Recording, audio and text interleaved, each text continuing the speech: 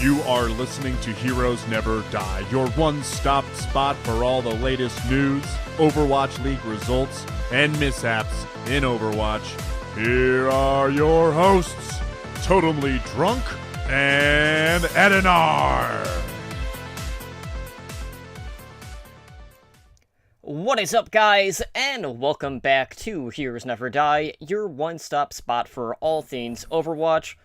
I am your host, Totemly Drunk, and tonight on episode 125, we're going to discuss the latest Overwatch news, share our thoughts on this week's hot community topics, share our takeaways from the first group stage of the Overwatch World Cup, and we got quite a bit of stuff dropping straight out of Gamescom, as well as like a South Korean fan expo, and so much more. But before we can get into that and introduce you to my co-host, I just want to take a moment to thank everyone who is hanging out with us for our live show tonight over on Twitch, and of course thank all of you repeat listeners out there.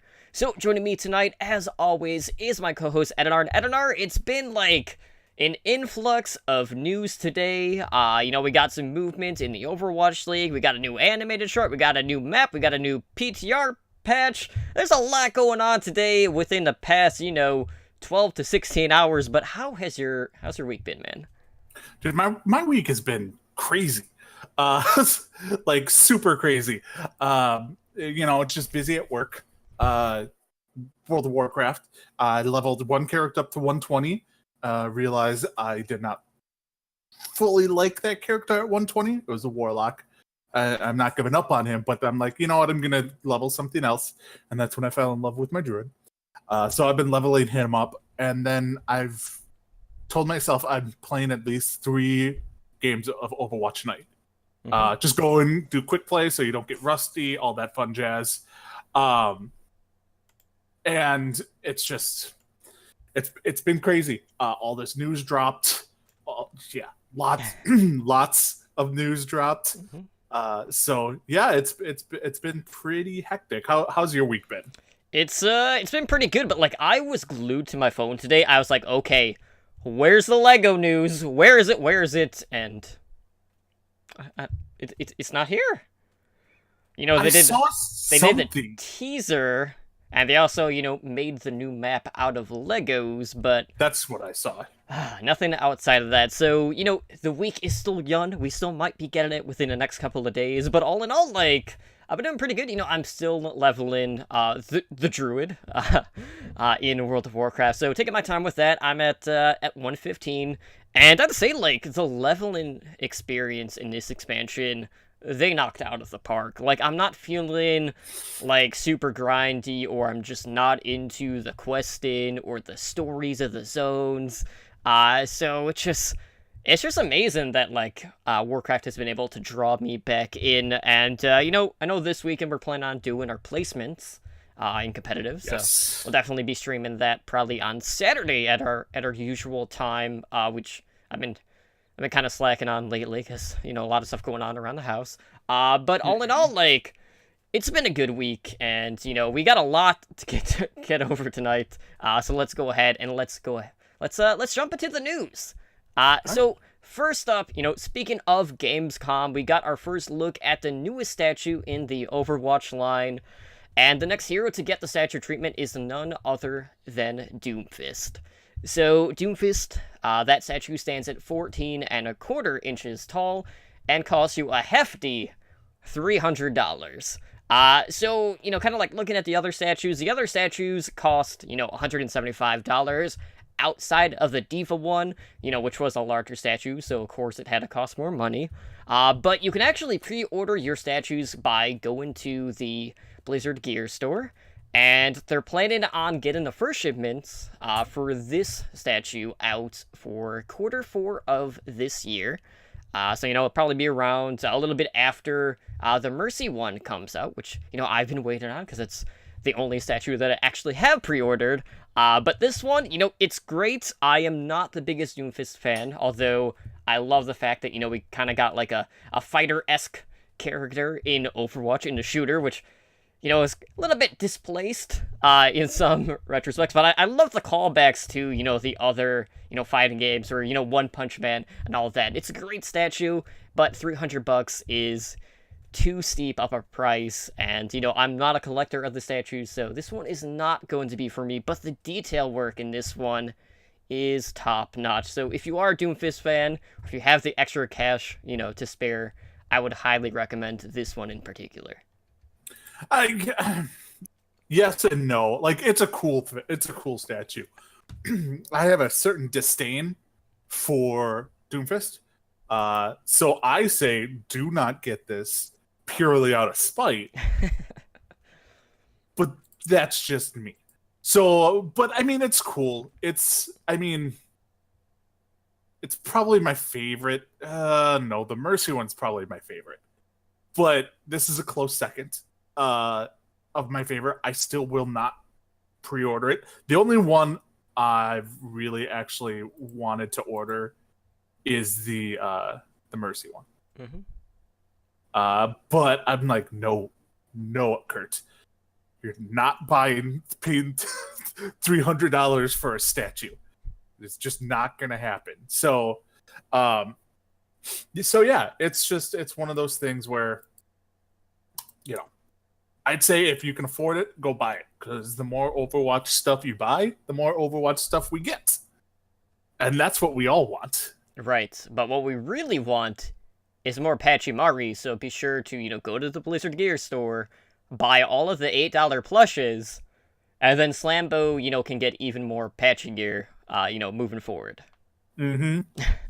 Which, I mean, by the way, he never answered my question. I was like, so did you order all of them? Because anything but would not be acceptable. And I haven't heard back, so that's leading me to believe that Slambo actually has not bought all of the plushes yet. So we're going to have to shame him the next time we see him. I mean, I'm okay with that. I mean, he is going to be coming up on a stretch here, mm-hmm. where he'll be on like 3 weeks in a row for a new record. So, I mean, you kind of have to harass him about this stuff.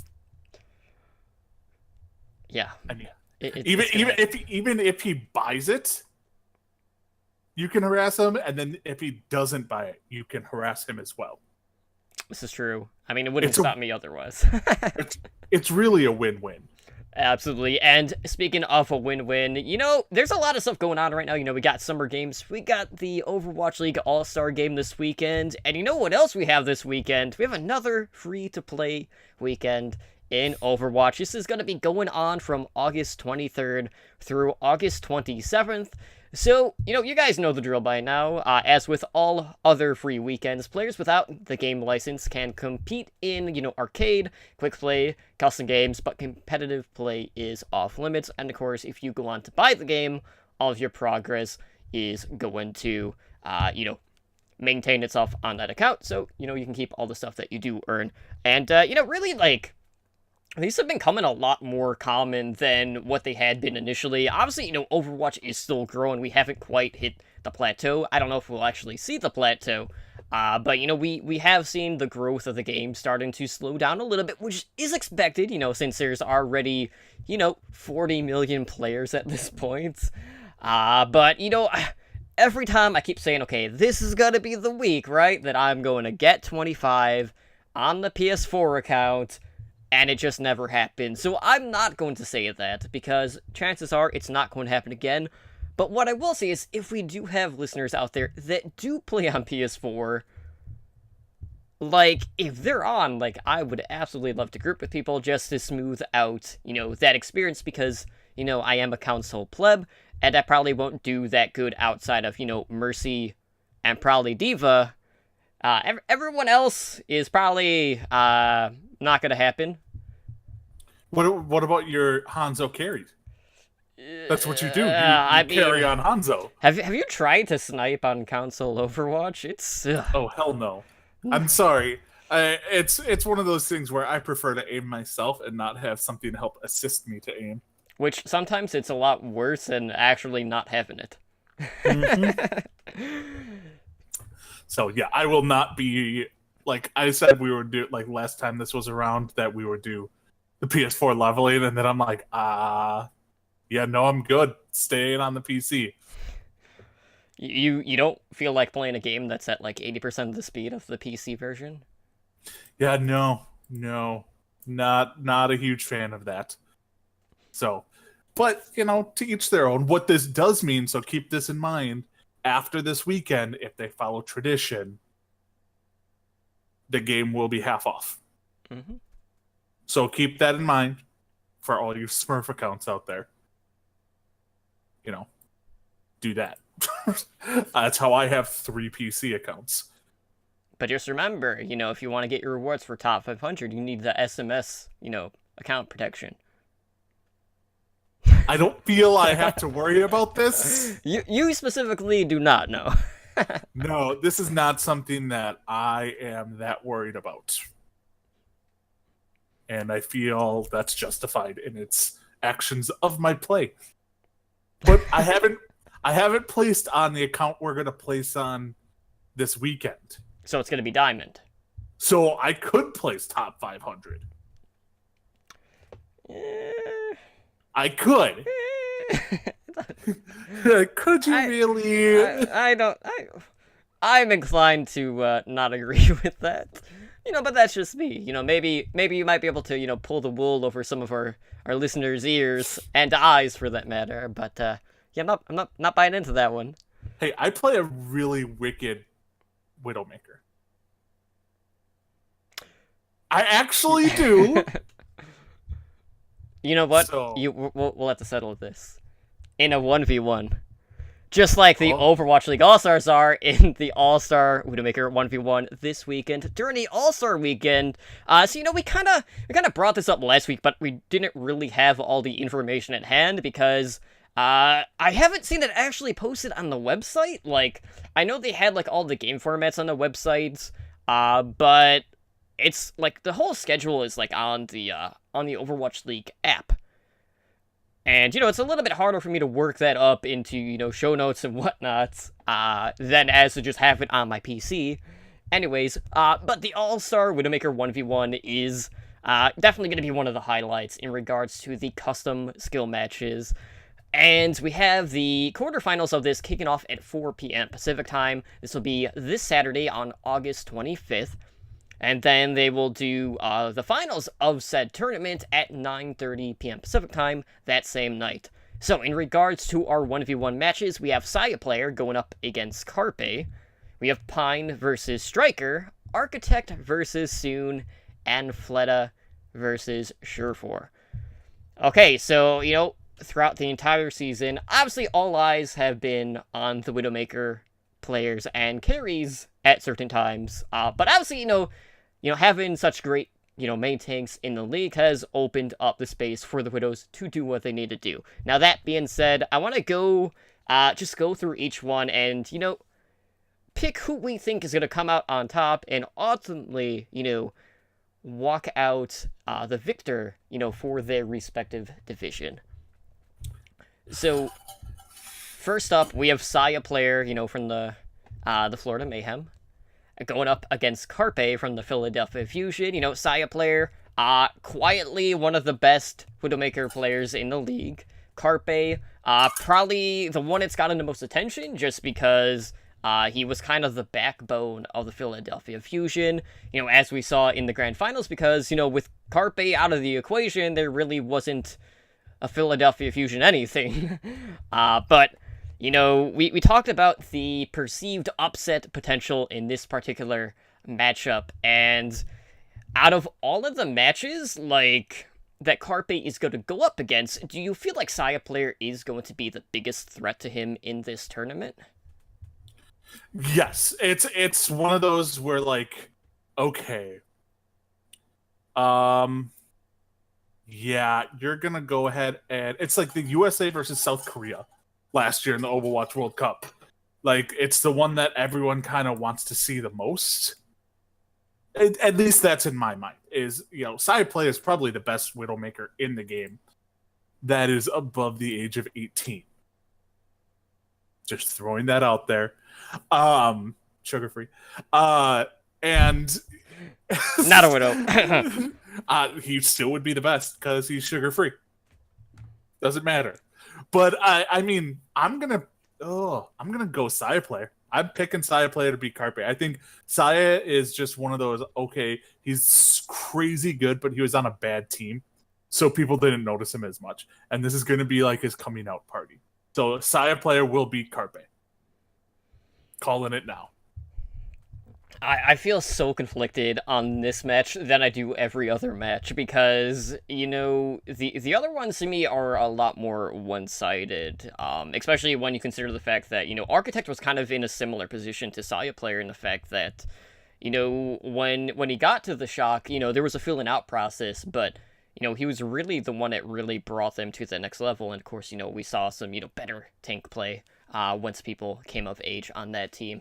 But, Soon has, his moments, but, we've seen him get shut down quite a bit. Fleta, at times, has been the meta, but, he's definitely had his extensive shares of struggles throughout the year, and Surefour has been Mr. Consistency, and obviously, he was part of the Great Bamboozle, and then Pine, Pine is gonna pop off, that is what you expect, and anything but that would be a big letdown, and with what happened with New York, Pine's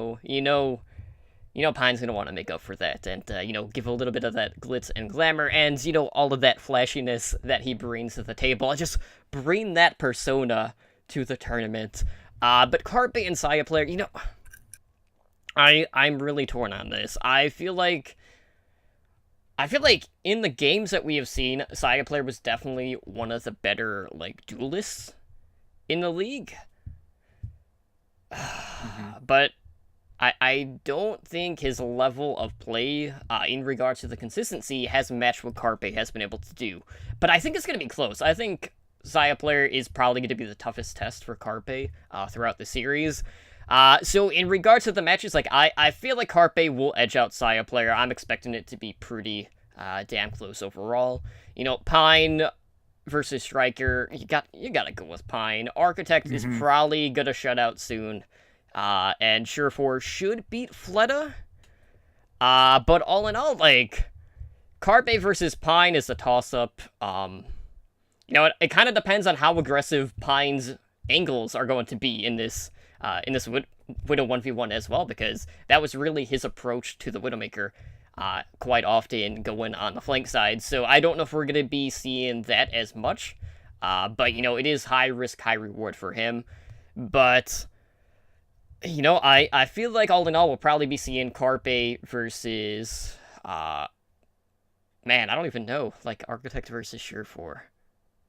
I think it'll be Carpe versus Architect. I have the most faith in those two players, and I do think it'll be Carpe winning it, just as a bit of a redemption after being, shut down and just kind of decimated and just, out of the waters in the grand finals.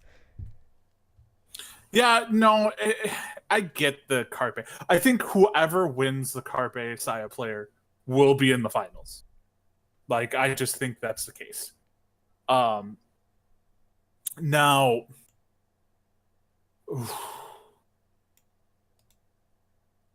do I think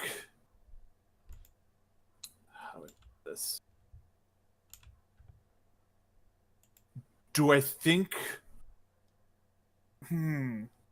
it's kind of, I think it's gonna come down to, I'm gonna go outside the line here. I'm gonna say Fleta. Okay. I'm thinking Fleta's just gonna pop off on Widow. It's just he hasn't really been anywhere most of the season. So it's where can Fleta really come to shine? And, this could be it. He's going to go up against Surefour, but Surefour has been inconsistent at best when it comes to his Widow play. He's good, but sometimes he's horrible. I think Pine's going to go off against Striker, like we thought. So Pine will win that, but Pine is... how do I put this gently? He's a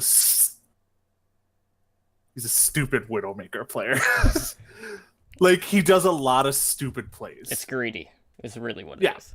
There you go. That's a way better word than stupid. But he'll do some crazy things, and I think Architect or soon, it's really a coin flip between those two. So I could see Fleta beating Sheriff 4, and then Fleta beating, what would it be, Pine? Would that be who it would be? Like Fleta would play up against the winner Striker Pine. I'm actually not sure because the way they have it laid out isn't that clear. Yeah, it's not like, hey, this makes complete and total sense. Wait, no, it doesn't. So yeah, it'll be rather interesting to see, but Saya versus Fleta. That's what I'm going with. I feel like that for a lot of people that would probably be an unlikely pairing, but I'm really anxious to see this one because it is headshots only, so you gotta see what that scope accuracy is. It should be entertaining, and something that has been bringing a lot of entertainment this past week has been kind of the Twitter feuding amongst all of the casters and analysts in the talent takedown. So there's been a lot of banter. A lot of like jabs and general trolling going on, and while that particular custom series may not bring the most cohesive team play to the table, they are like building up to the match, which I love to actually see. So they're definitely having fun with this. So I pulled a couple of quotes from Twitter that I want to read off, and I'll start with something that Uber said in regards to Reinforce. He says that despite Reinforce boosting his team's averages are up to about 2K, the pressure is all going to be on him. Reinforce is going to be too busy making sure the rest of his team aren't jamming forks in power outlets to handle the rest of us.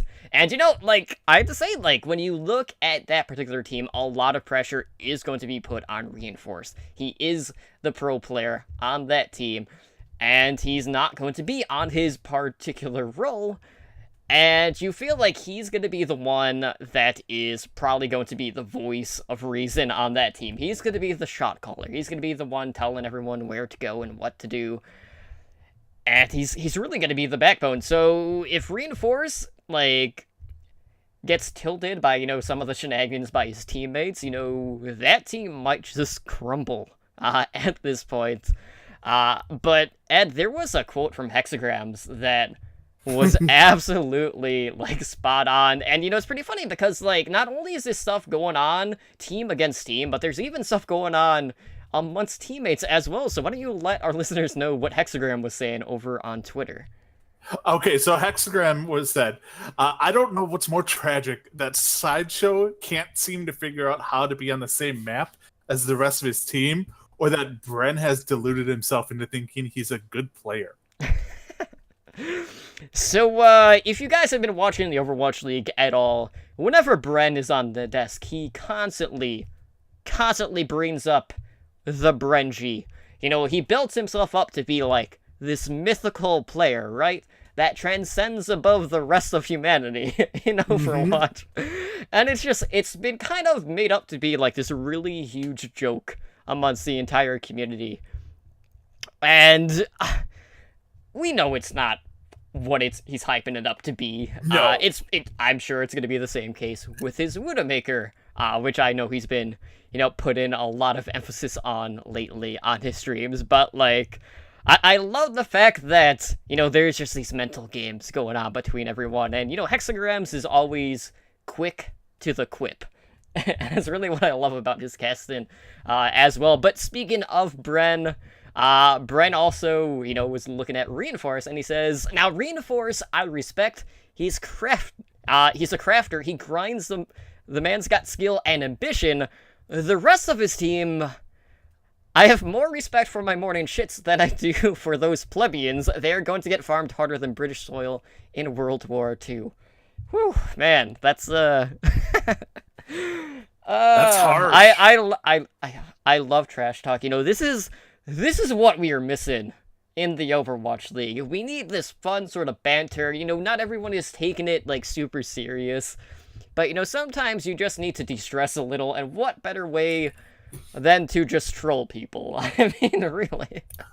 Yeah. Well, all right. So I've been watching Puckett's stream, the past few days. And if you have not seen it, go to watch it. Like, it's one of those things where it's like, okay, this is awesome. By the way, the name of his Twitch handle is Mr. Chris Puckett. So I'm like, okay. But he's been playing with Hex and Zoe, and I think just mainly those two. First off, Hex is the angriest person I've ever met in my life. It's because he's from Chicago. It's like, he's literally just swearing up a storm, like, F Doofus, F this character. Forget it's stupid as hell. I'm like, whoa. All right.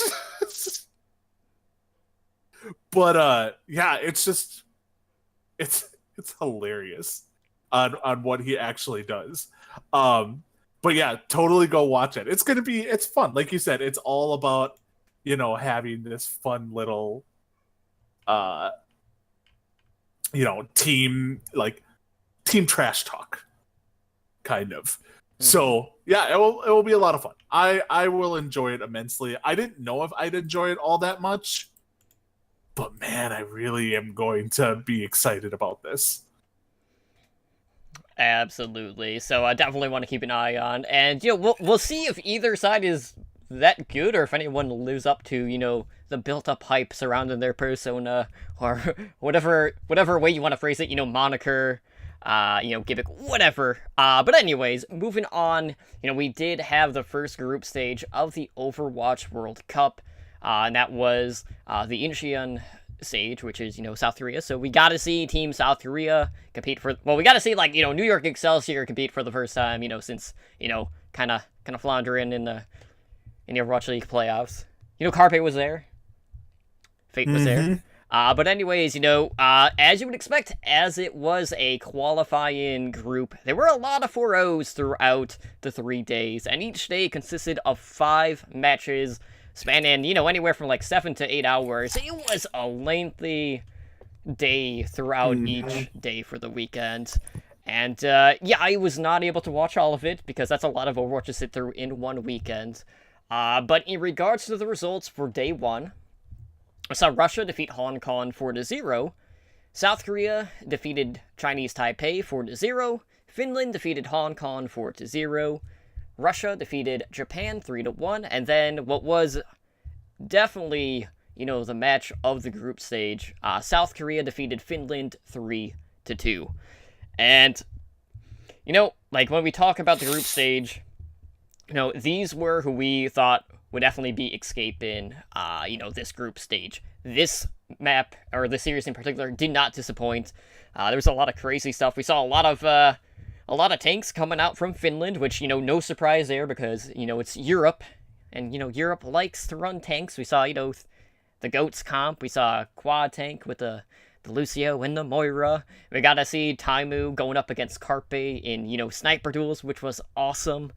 But that was a lot closer than I was anticipating, and it's really good to see Finland, just taking 2 maps off of South Korea, and those were the only maps that South Korea actually lost throughout this group stage. But I want to get your thoughts on that series, because I know that's one that you weren't going to miss. What did you think of these 2 particular teams? I mean, I think it was... How do I put this? It wasn't as close as everyone thought it would be. You know what I mean? It's one of those. I don't think South Korea really played up to their potential, and I think they know it. And I think they took advantage of that. They'd blow through all this. Finland put up one hell of a fight. I mean, this whole day, this whole South Korea group surprised the hell out of me from the limited matches I did see. Like you said, it started at 11 at night, went till 5 in the morning, my time. I'm not watching that. So I had to go back and watch VODs to listen to people. But the South Korea versus Finland one, I think it's kind of like what we expected of New York Excelsior, which is South Korea Overwatch World Cup team. Except Carpe. And the main tank. But basically, it's the New York Excelsior with some It's like Mighty Ducks 2. I like that.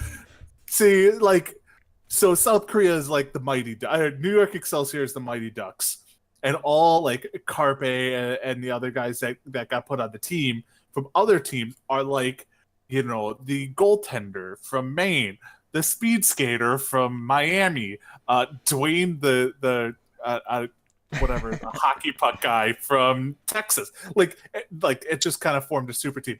I don't even know if they've truly practiced all that much, because they got cocky, and they have every right to be cocky.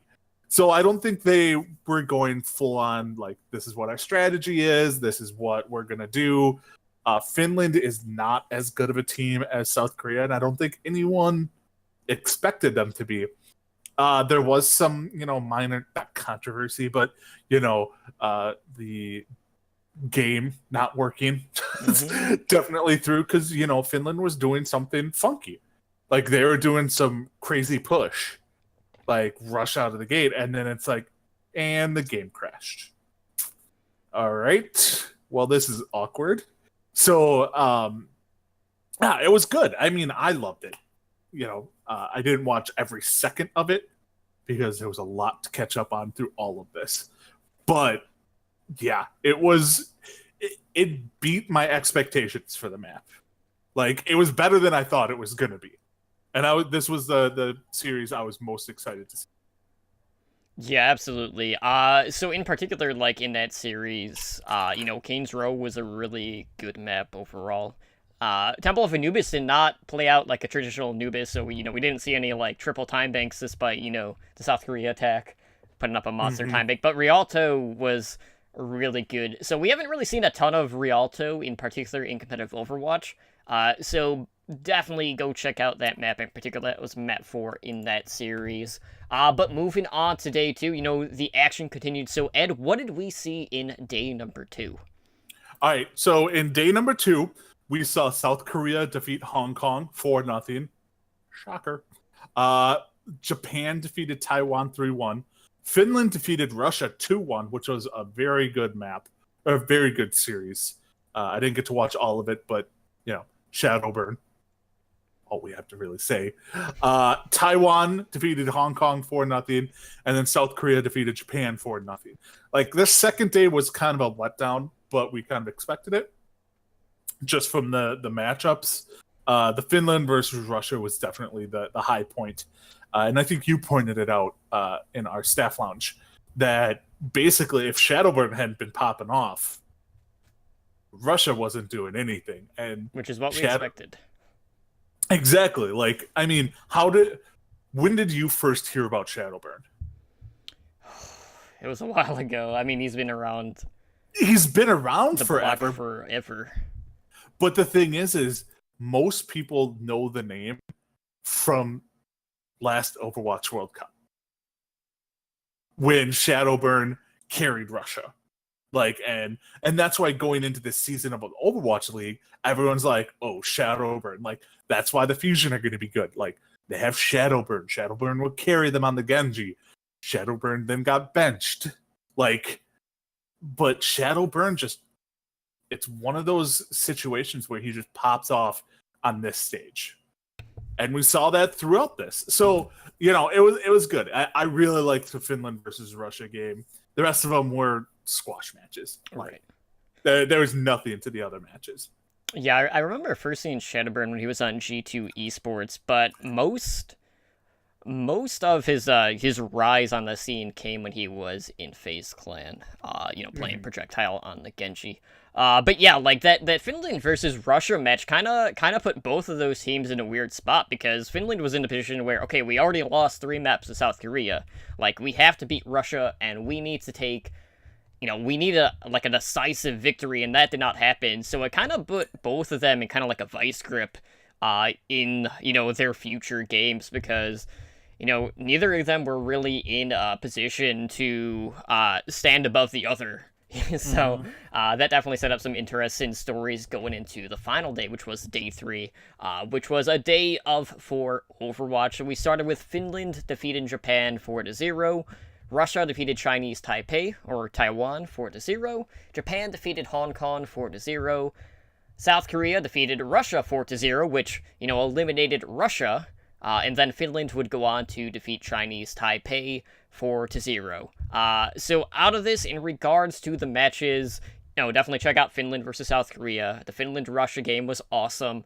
The Japan versus Chinese Taipei series was pretty good, and those are, two of the maybe like lesser known teams in regards to this group stage. And I expected a bit more from Japan, who was running the Cyclops team, but we'll get to see them again in the Pacific Contenders Finals in just a little bit, so I'm excited to see them play again.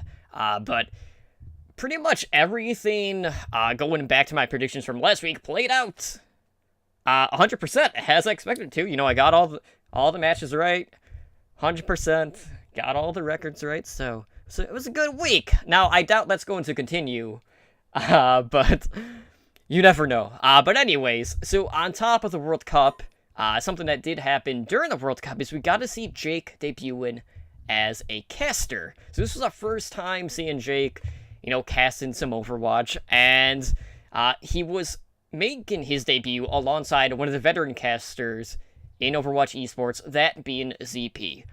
So ZP hasn't really casted, tier 1 tournaments since last year's Overwatch World Cup. Since then, he's been doing a lot of stuff with Overwatch Contenders over in the North American region alongside Jet Jamerson. And, while we haven't really heard anything about Jake looking to step down as a pro player or anything like that, I enjoyed the fact that he's at least testing the waters to, possibly look at a career still within the industry that isn't, specifically playing related. So I love having pro players being involved in production. I feel like that definitely heightens the overall viewing experience. And, they see the game differently, than other people out there. And when we kind of look at, traditional sports, that's very common.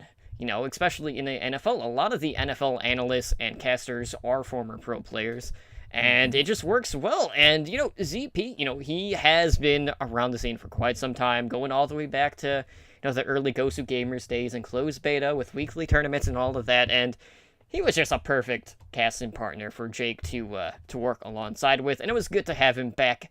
And, with the expansion coming up, who knows what the schedule is going to look like, but if we're going to be getting some more games, there's a very good chance that they'll be looking for another caster duo. And while I'm not going to say that Jake and ZP are going to be the duo, there's always that chance in the future that Jake could be finding a role in that slot moving forward. But I want to get your thoughts on just Jake's casting, because this was his first venture into it outside of, a couple of practice rounds alongside ZP leading up to this group stage. I'll say this outright right now.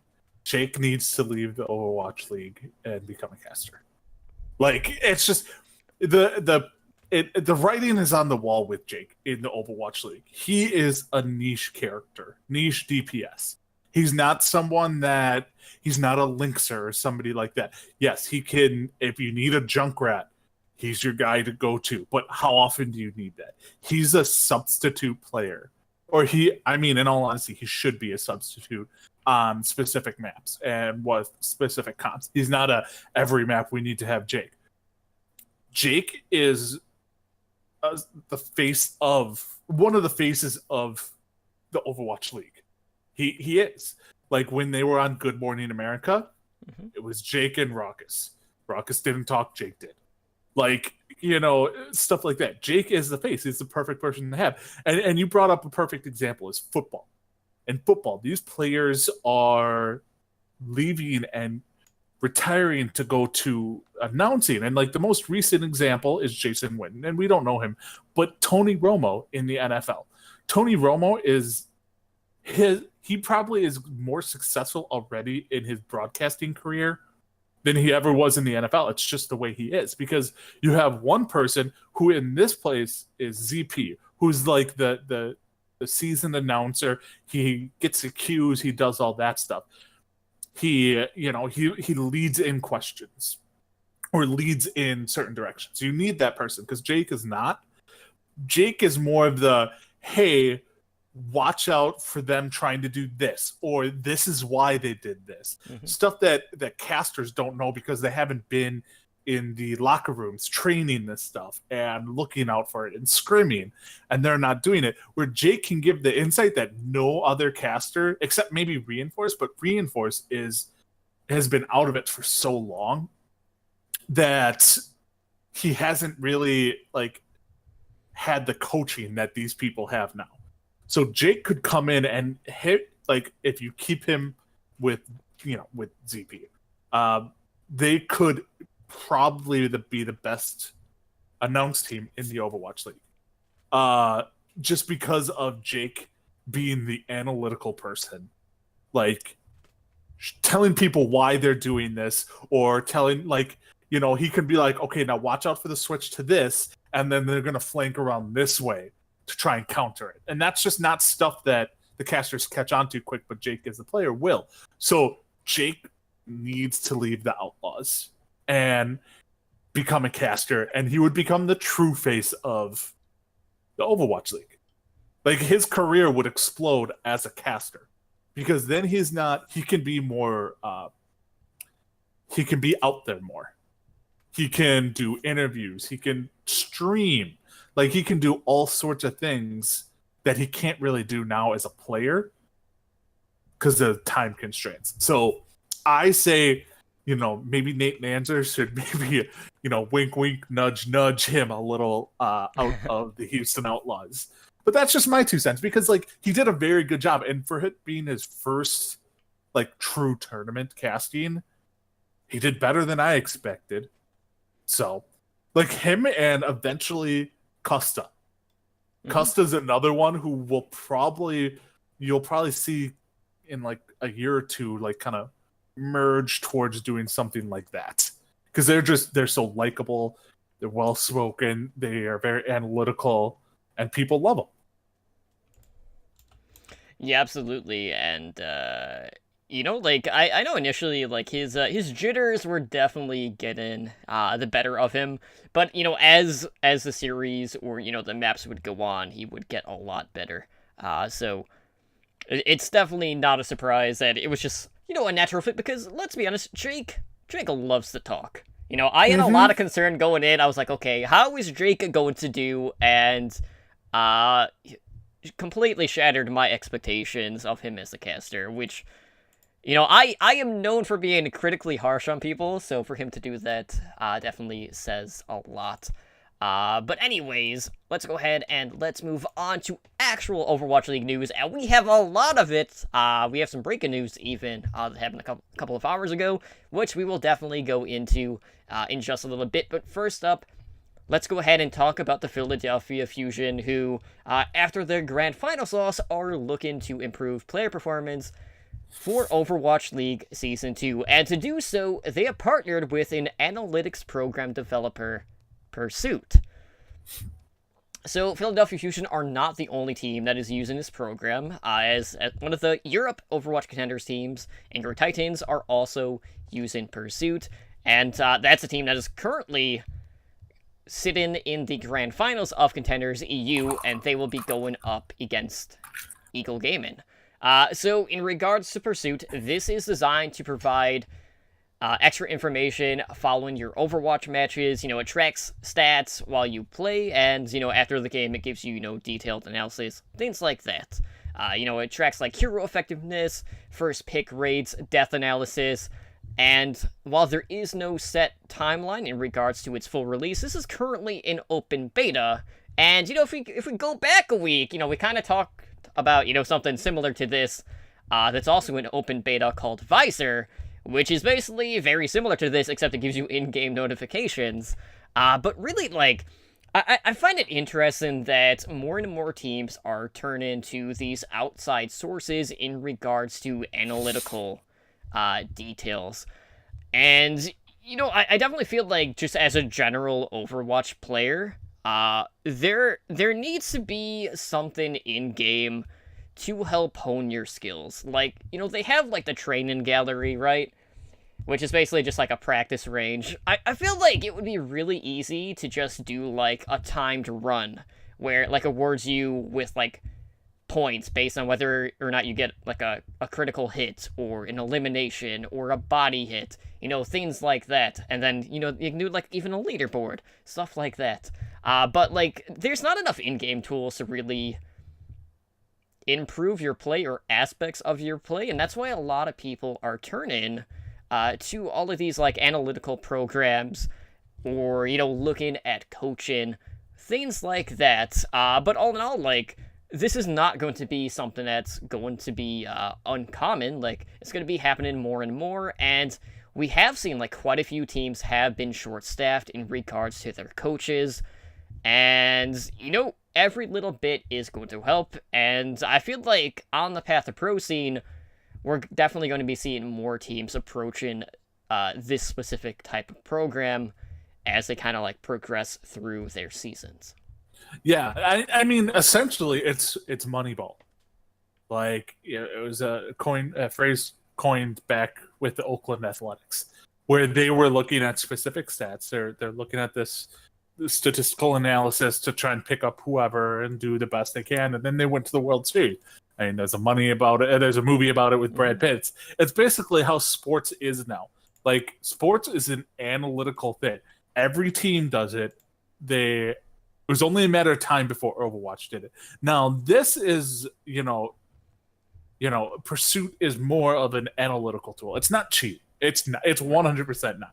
It's like having in WoW. It's like having your recount. Is recount in World of Warcraft cheating? No. It gives you damage. It gives you, how you took the most damage taken, stuff like that. That's essentially what this is. It's just giving you better stats after the fact to improve your game. This is not cheating. This is just stuff that, if it's not in the game, will help make you better by realizing what you're screwing up in. Whereas Visor, which I watched people stream Visor, it is, if you haven't seen it, and you're not going to find many streamers use it, and the reason is they're too good for Visor. Visor is meant for gold and below. Like, that is what it's really meant for when you actually see the gameplay. It's meant for gold level and below. It's like, hey, this person might have their ult soon. Keep an eye out for it. Or this person got 4 kills. You should probably concentrate on them. Mm-hmm. That stuff people gold and higher, no. They don't need a program to tell them Junkrat just killed 4 people. Let's kill him. Like, so even Visor is not like cheating, but Pursuit is just more of an, like, Pursuit is something I would be very much open to having 10 times more than Visor, because I want to know more analytical stuff. Now, you have sites like Overwatch GG or what are some of the other sites that keep stats? Over.gg. Over.gg is like a esports site. It doesn't do that. It's like Overbuff. Overbuff. It's like that. That's the kind of information they would give you, but on a match-by-match basis. And instantly. It's not like, okay, we got to go to the website, refresh, 10 minutes later, and then try and decipher. It's just, this will give it to you instantly, map by map. You see, where you excel at, where you need to improve at. And I think that will be great for the game. It's essentially an add-on. And if Blizzard thought that these were cheating mechanics, there is no chance in hell they would ever allow them to come anywhere near their game. Especially an Overwatch League team publicly using it. Mm-hmm. Like, Overwatch would shut that down so quick. So if Blizzard, the people who ban people left and right, don't think it's any form of cheating, then it's not. Get that out of your minds, people. Reddit community. Like, this is not cheating. This is learning how to get better. Mm-hmm. That's the only difference. So this is great. I agree with you that contenders, this type of stuff is going to be huge in contenders. because that's where you want to train the new talent, the talent that's going to feed your system for years to come. This is where you're going to find out the people that fit, right? When to call people up for certain situations, stuff like that. These are the type of programs that are going to let you know that. Like, hey, we have this specific map set for this meta. We need a Pharah player who's very good against such and such. And you can go to the analytics, and if somebody on your contenders team's like that, you're like, okay, we're bringing you up to play this. So I love this. I really like this. I've been waiting for something like this, so I'm glad it's out there now. Absolutely, definitely. I'm gonna check it out whenever I have the chance to. Maybe this week even. But anyways, we do have an update on the Overwatch World Cup in regards to Team Spain, and that is that Neptuno, the support player from the Philadelphia Fusion, has announced that he is not going to be competing in this year's World Cup. So Neptuno is just looking to take a break following, burnout during Overwatch League Season 1. Imagine that, right? Like, weird. Players are burnt out. We've been talking about that. We haven't heard that at all. Right. So, at this time, we have not heard a replacement for Neptuno for their matches in regards for Team Spain. But Spain is going to be competing in the next qualifiers, which also happens to be in Bangkok on September 14th. Now, Spain is already like one of those dark horse teams, and I guess they're gonna have to put their eggs in the deck basket. I don't know who else you would look to at this point, but if we're not in a Mercy meta at least, so that's something, I guess, for Spain. Yeah, I mean, like you said, Spain was not one of the, hey, we're going to go out there and we're going to win this. Like, people thought they had a chance to compete. Like you said, they have Duck and they have Harry Hook as their two healers now. They're not taking a massive hit, but it's a hit nonetheless. It really is. It's a hit. Neptuno is a good Mercy.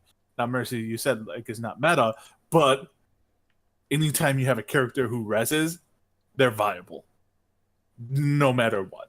So, Neptuno, it hurts. I see why he's not playing, because, I would be burnt out too.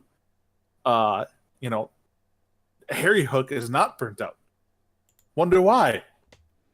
Played in, half the matches that Neptuno probably had to play in.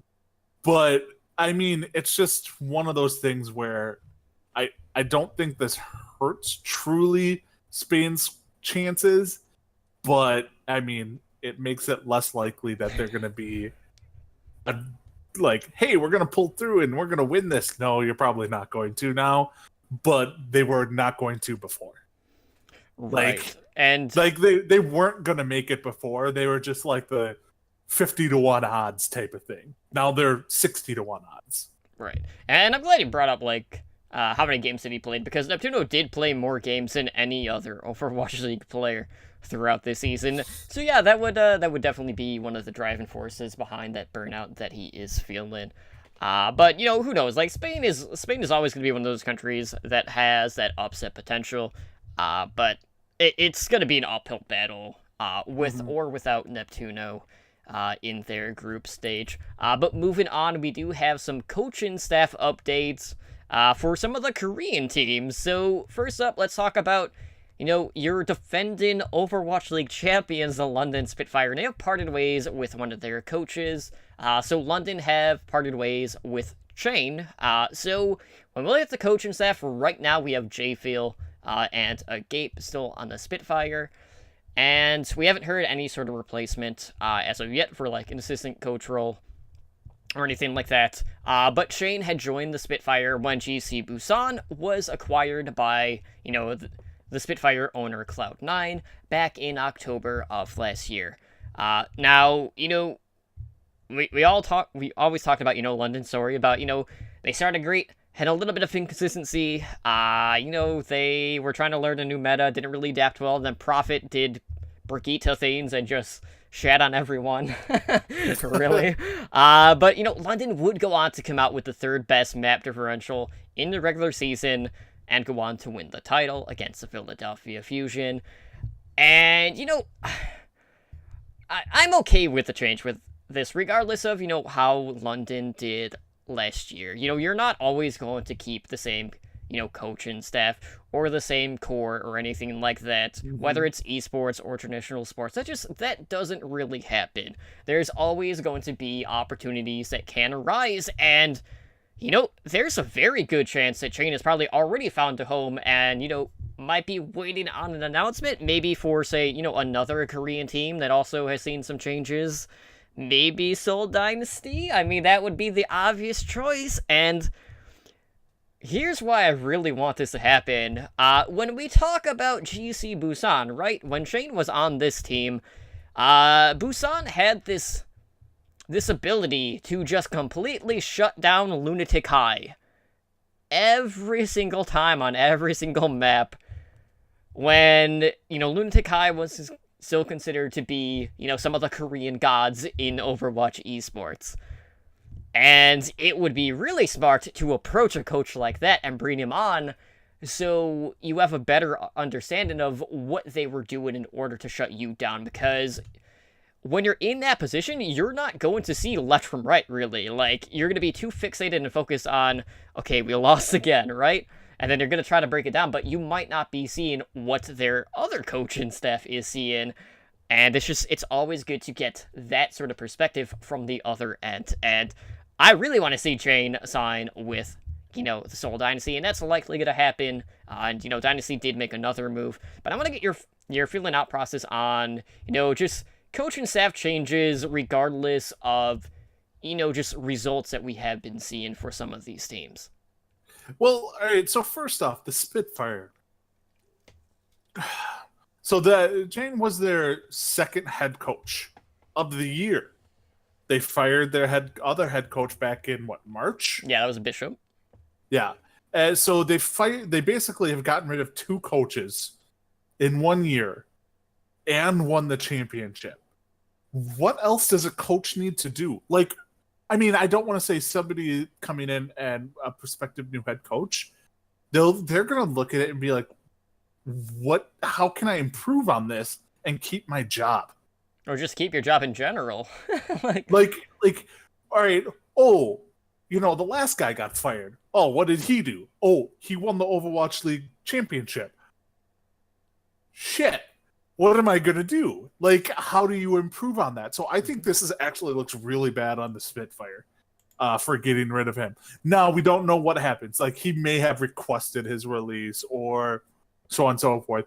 Everyone's assuming he's going to go to Seoul Dynasty.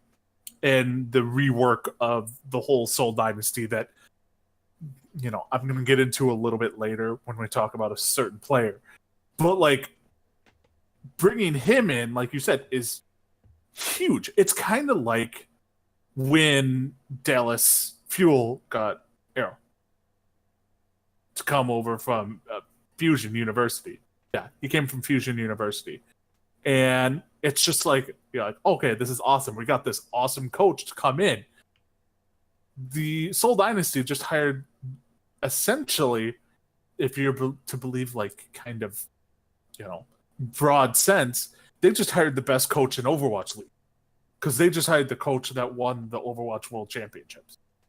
Like, they have the best coach in all of the Overwatch League. And they didn't have to do really anything about it.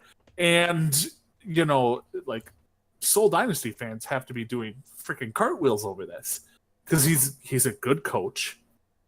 He did, when he got brought in, it was one of those things is you just start seeing all these changes to the Spitfire. You saw people get cut, people get traded, trimming down the roster when really you had no reason to trim down the roster, but you just still did. Like, he is like one of those, I have a master plan. You don't see it yet until it's all done. And that's what he's going to bring to the Seoul Dynasty. Because I'm just assuming this is a foregone conclusion. But man, Spitfire dropped the ball on this one. Like, they really dropped the ball on this one.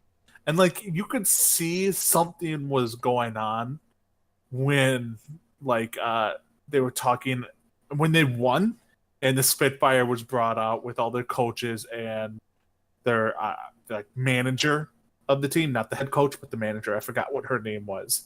And like they announced the players, and then they brought up like her and they didn't bring up the coach.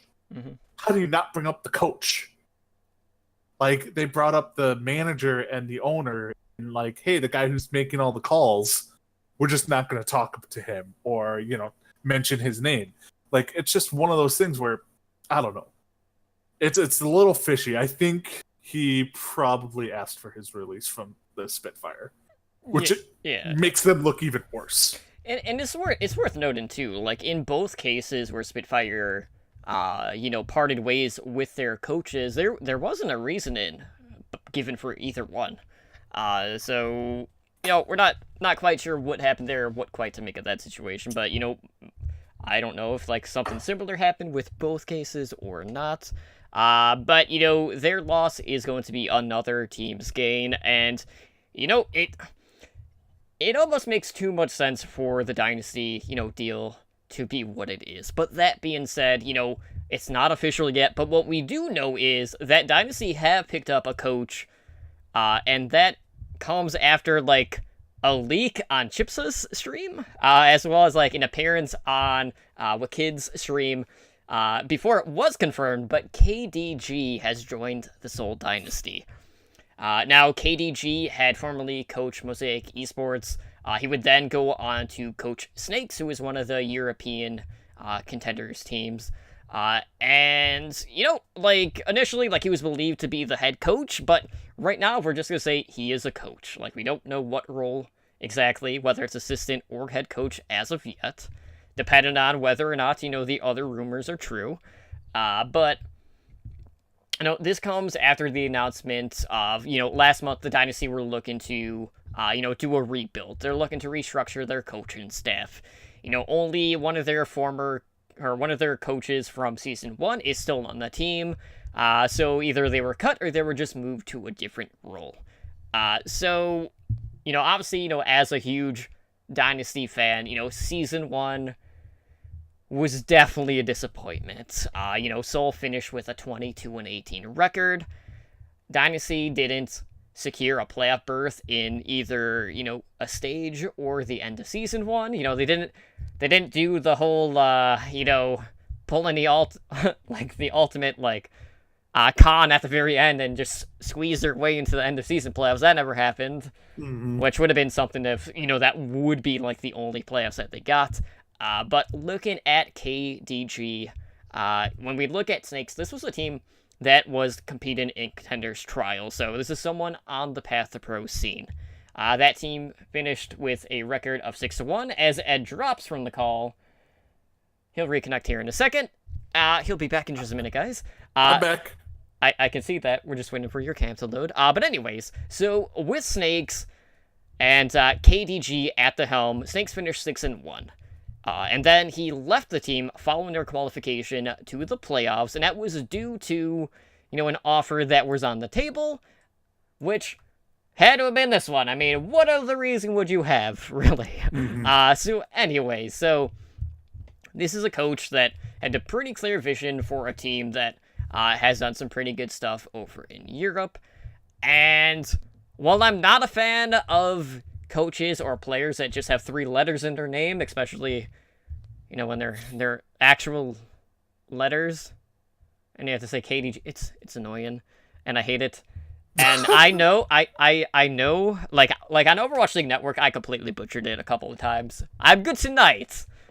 That probably won't always be the case. But, we know Seoul, they're making changes. They got a pretty big signing that we'll be talking about.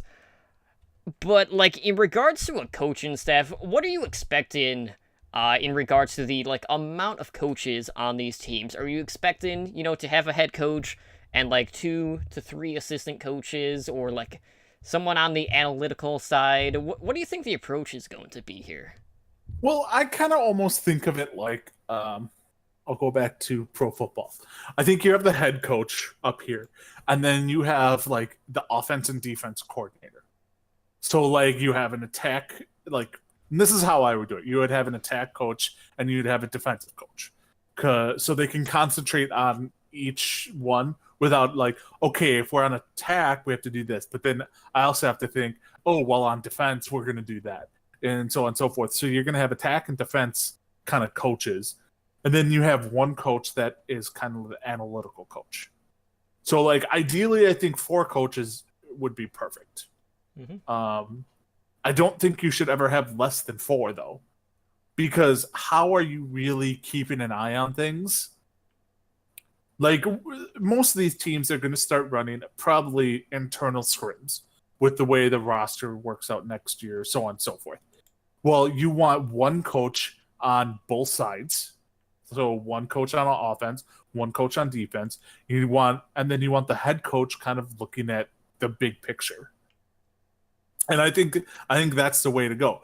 So, I don't know KDG if he's more of a, an attack specialist or defensive specialist. That's just stuff we don't know. But like, you have somebody like that, and then you have one person who's doing the analytical work. Like, this is working for you. This isn't. Maybe you should try and tweak something like this, or maybe you should try and tweak something like that. That's like a role like Jane with the Dallas Fuel. That's the kind of role Jane would be in. Like, he'd be the guy sitting there with the overview map circling things and being like, okay, this is where, this is what you want to do here. This is what you want to do here, so on and so forth.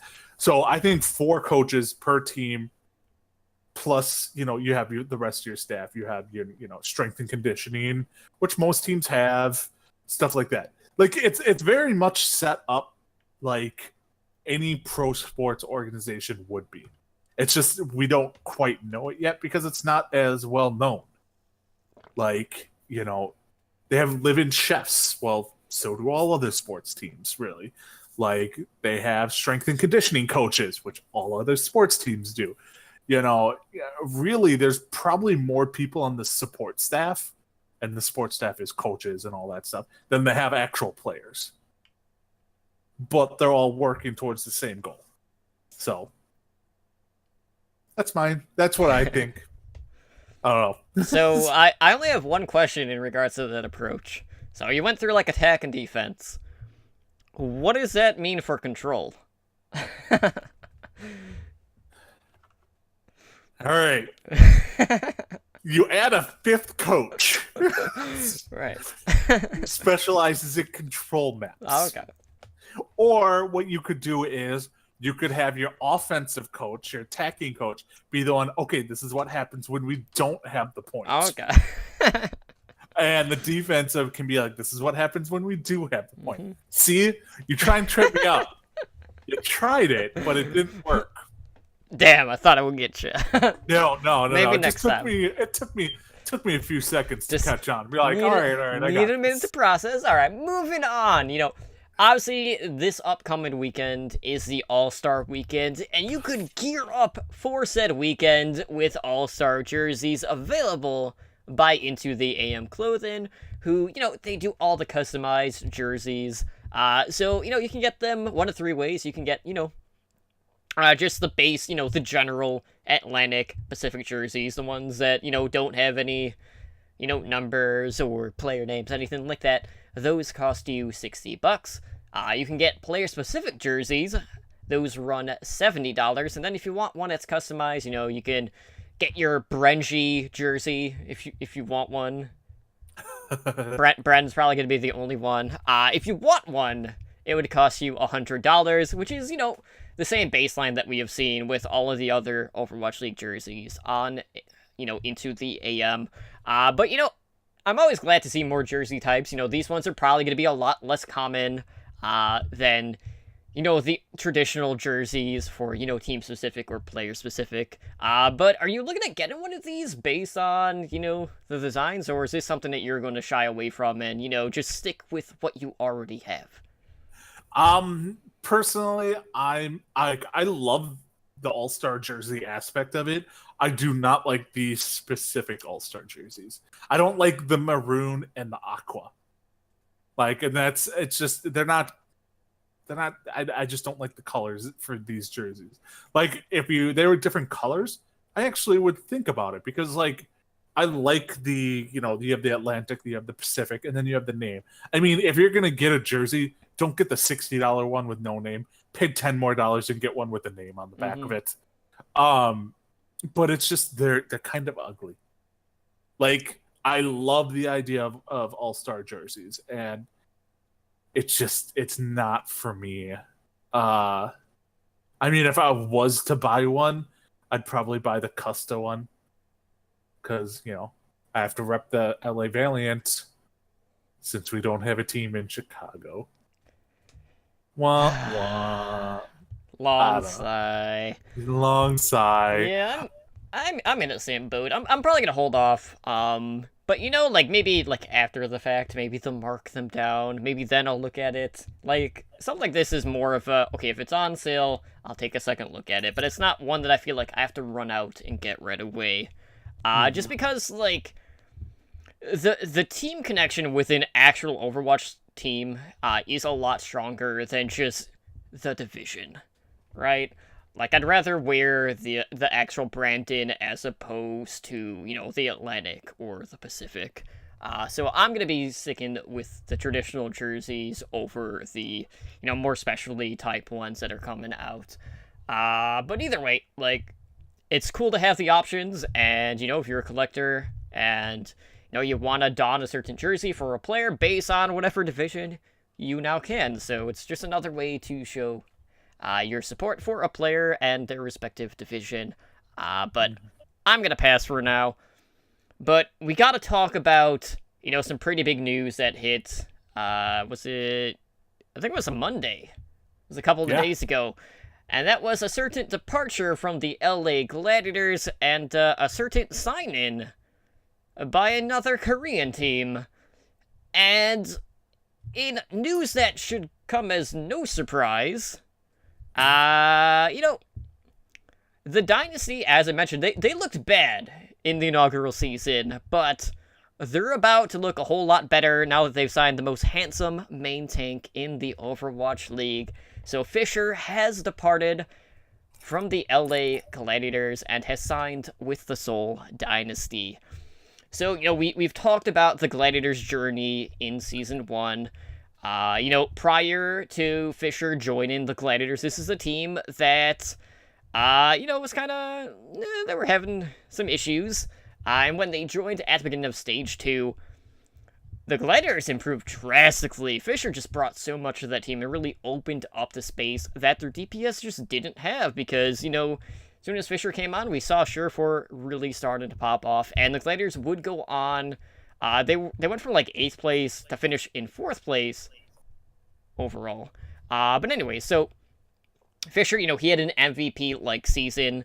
He finished 2nd in the MVP vote-in, and, he would go on to miss playing in the Overwatch League playoffs because, they opted to do some changing around with the main tank role for whatever reason, whether it was issues with Fisher or issues with the team not trying as much as, Fisher might like them have to. Whatever version of the truth you want to believe, whatever. Obviously, he didn't play for a reason. What that reason is, we'll never know. That being said, the Gladiators obviously lost.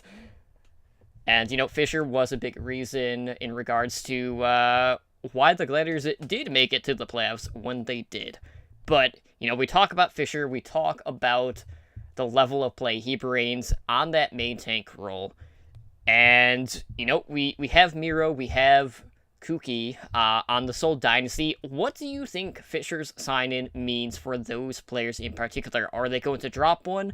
Could we see them drop both? Because when we look at Miro, Miro's been around the block quite often, and a lot of teams, even before the Overwatch League, had figured out his playstyle, and just, they know his mannerisms and what he's going to do in virtually every situation, and Kuki has kind of been, a mixed bag as well. All right, so personally, I think they're going to drop both. Miro and Kuki will both be gone. Because, I mean, and honestly, when would you not play Fisher? When he's injured. When he's injured. Okay. That's it. What's now? if this may be a general view, like a large, like sweeping statement, but Korea is known for having, right now in Korean contenders, the tank scene is phenomenal in Korea. Like the whole scene in Korea is phenomenal, but tank in particular, you have so many good Korean tanks. Why would you keep Miro and Kuki on there when you can have Fissure and you can bring in a contenders player? You bring in the new hotness, get rid of the old duds, bring in another understudy, so somebody under Fissure. What they need to do is bring in somebody who can, and maybe Ryu Jae Hong will be able to handle this, but you need, Fissure has a diva complex. Not diva character. Hey. Actual diva. Diva. D-I-V-A. Diva is not a diva, which we learned in the animated strip, but we'll talk about that later. Yeah, D-I-V-A.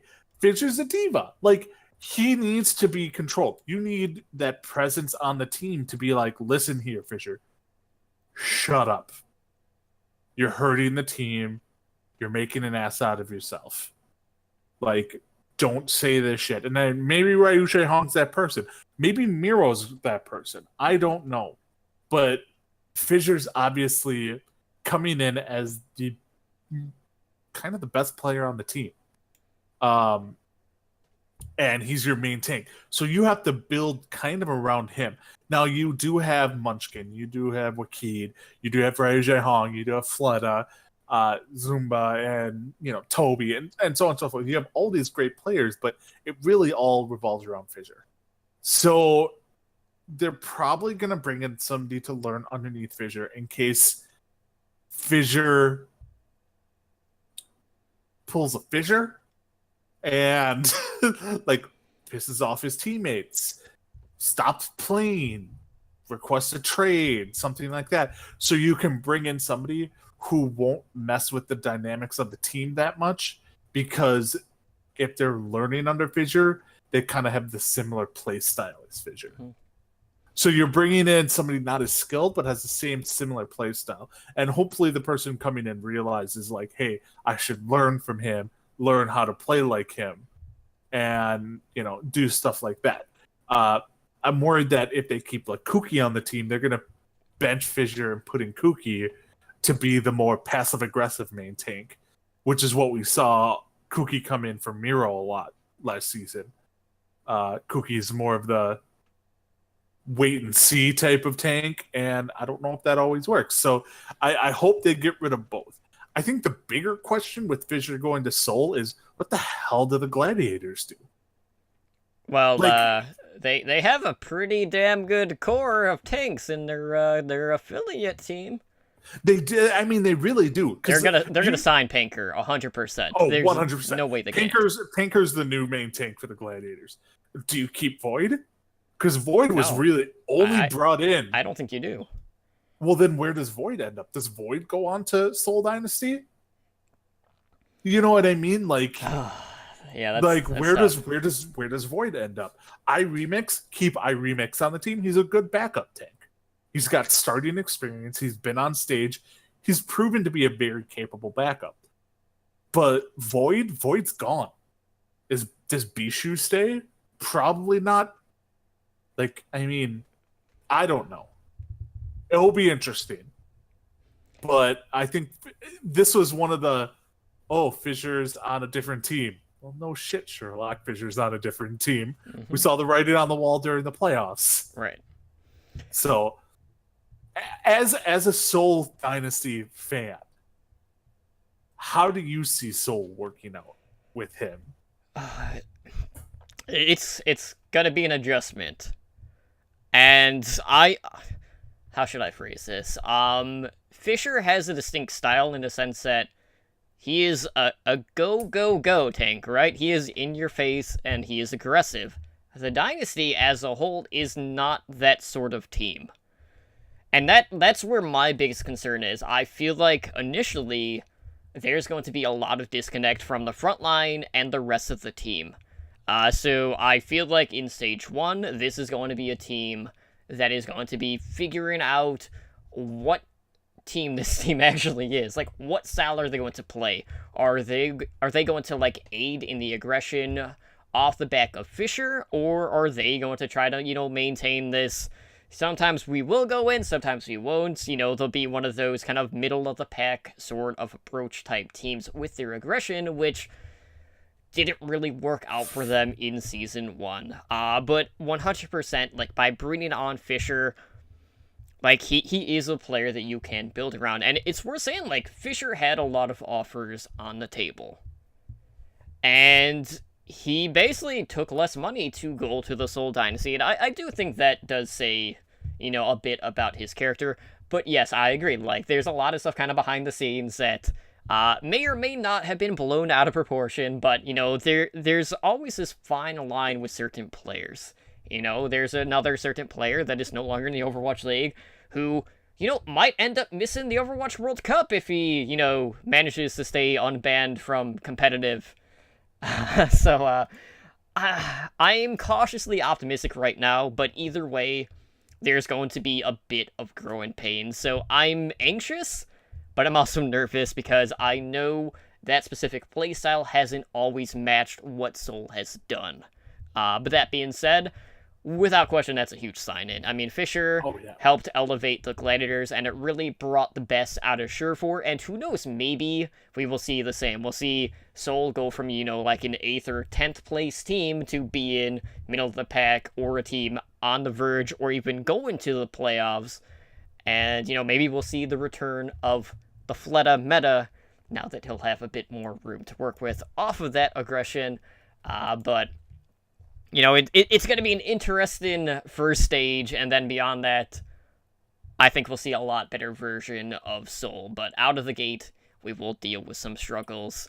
But I'm really excited. I love watching Fisher play. So as a Seoul fan, I'm happy, but I'm anxious to talk to Slambo about this sign-in in particular. But anyways, that's not the only movement that we saw, because a couple hours ago, we saw quite a bit of movement coming out from the San Francisco Shock. So, this was kind of a last-minute addition to the show. We're still going to talk about it because it did happen today. But the Shock have released 3 of their players. They release IDDQD, Nomi, and Dak. So these are the first 3 players to depart from their team since the offseason started. And, talking about IDDQD, this is a veteran player. He actually only played 1 map during the Overwatch League season, and that map was the team's final map of the season, which was a game of Dorado against the Shanghai Dragon. So, a particular map or, game that really didn't mean anything at that time. Dak, he played in the first 16 matches of the Shock season as their main support, back when Mercy was meta, and Dak would constantly be the first player to die for the Shock. And that was, an ongoing meme against, the competitive Overwatch community. And, that was not pretty. But, looking at the later half, he didn't play in the final 24 matches, and that was due to the Shock bringing on Moth, who, was their main support sign-in mid-season, and, he was a lot better. Heck, we've seen a lot of improvement over him in Season 1, and Dak kind of got put on the back burner. And with Nomi, kind of something similar. He started out as the Shock's main tank for the first half of the season, but he saw a lot less play once Super had turned 18 before the start of Stage 3. And then after that, he only played in like 2-3 matches overall. And, he sat out entirely in Stage 4, and a lot of that was just due to the fact that Super was basically like their player in waiting, and, kind of like their golden goose, essentially, for a lack of a better term.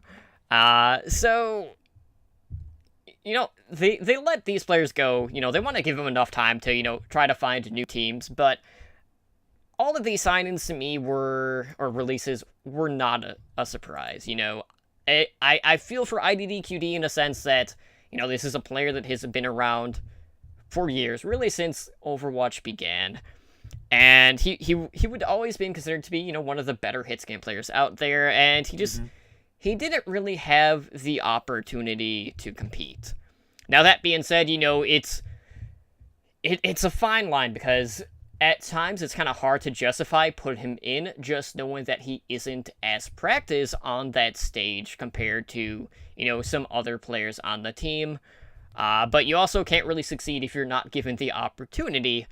But that being said, like, when I look at a player like IDDQD, I see him as more of a mentor, someone that is helping his teammates improve on, the specific heroes that he's known for being good at, and really not much else. So I feel like that's going to be one of the players who may not go to a new team, but could definitely find a career still, whether it's a player coach or something like that. I think IDDQD will stay, but I'm hard-pressed to believe that Nomi and Dak are going to find a new home.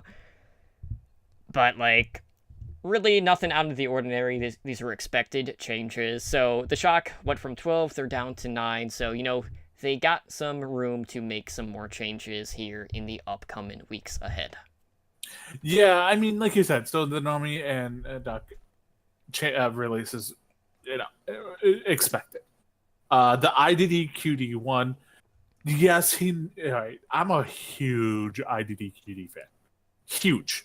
It's the only reason I semi-like the Shock is because of IDDQD. I 100% don't like the Shock now because they don't have IDDQD. I'm not a fan of them. IDDQD is still a good player. He plays the wrong heroes with the wrong team. He's a very good Widowmaker. Most teams now have a very good Widowmaker who excel on characters that are relevant in the game. Mm-hmm. If McCree was top meta pick, IDDQD would already be on another team. But he really excels at Widowmaker and McCree. Well, McCree's basically useless at this point. And Widowmaker, everyone has one. I mean, Architect's on the Shock. Why would you bring in IDDQD when you have Architect playing, Widowmaker? It's just not something you do. So that made sense. I can see him signing with another team, whether it be an expansion team or signing on with, like someone like the Florida Mayhem or the Dallas Fuel or something like that. Signing on. But you're right. He could be more of a mentor or of a coach type thing and sign on to be an assistant coach with the team. Like, obviously, he's not going to do that with the Shock because the Shock would have said, hey, IDDQD is moving from a player role to a coaching role instead of just releasing him. But he could still find a team where he could be a coach. IDDQD is not going to be done in the Overwatch League. The other two, yes, I agree. They're probably done in the Overwatch League. Maybe a team will sign them as a backup. Maybe they'll be signed to a contenders team. I don't know. But as far as the Overwatch League, I think IDDQD sticks around in one capacity or another. Because, I mean, he's a good coach.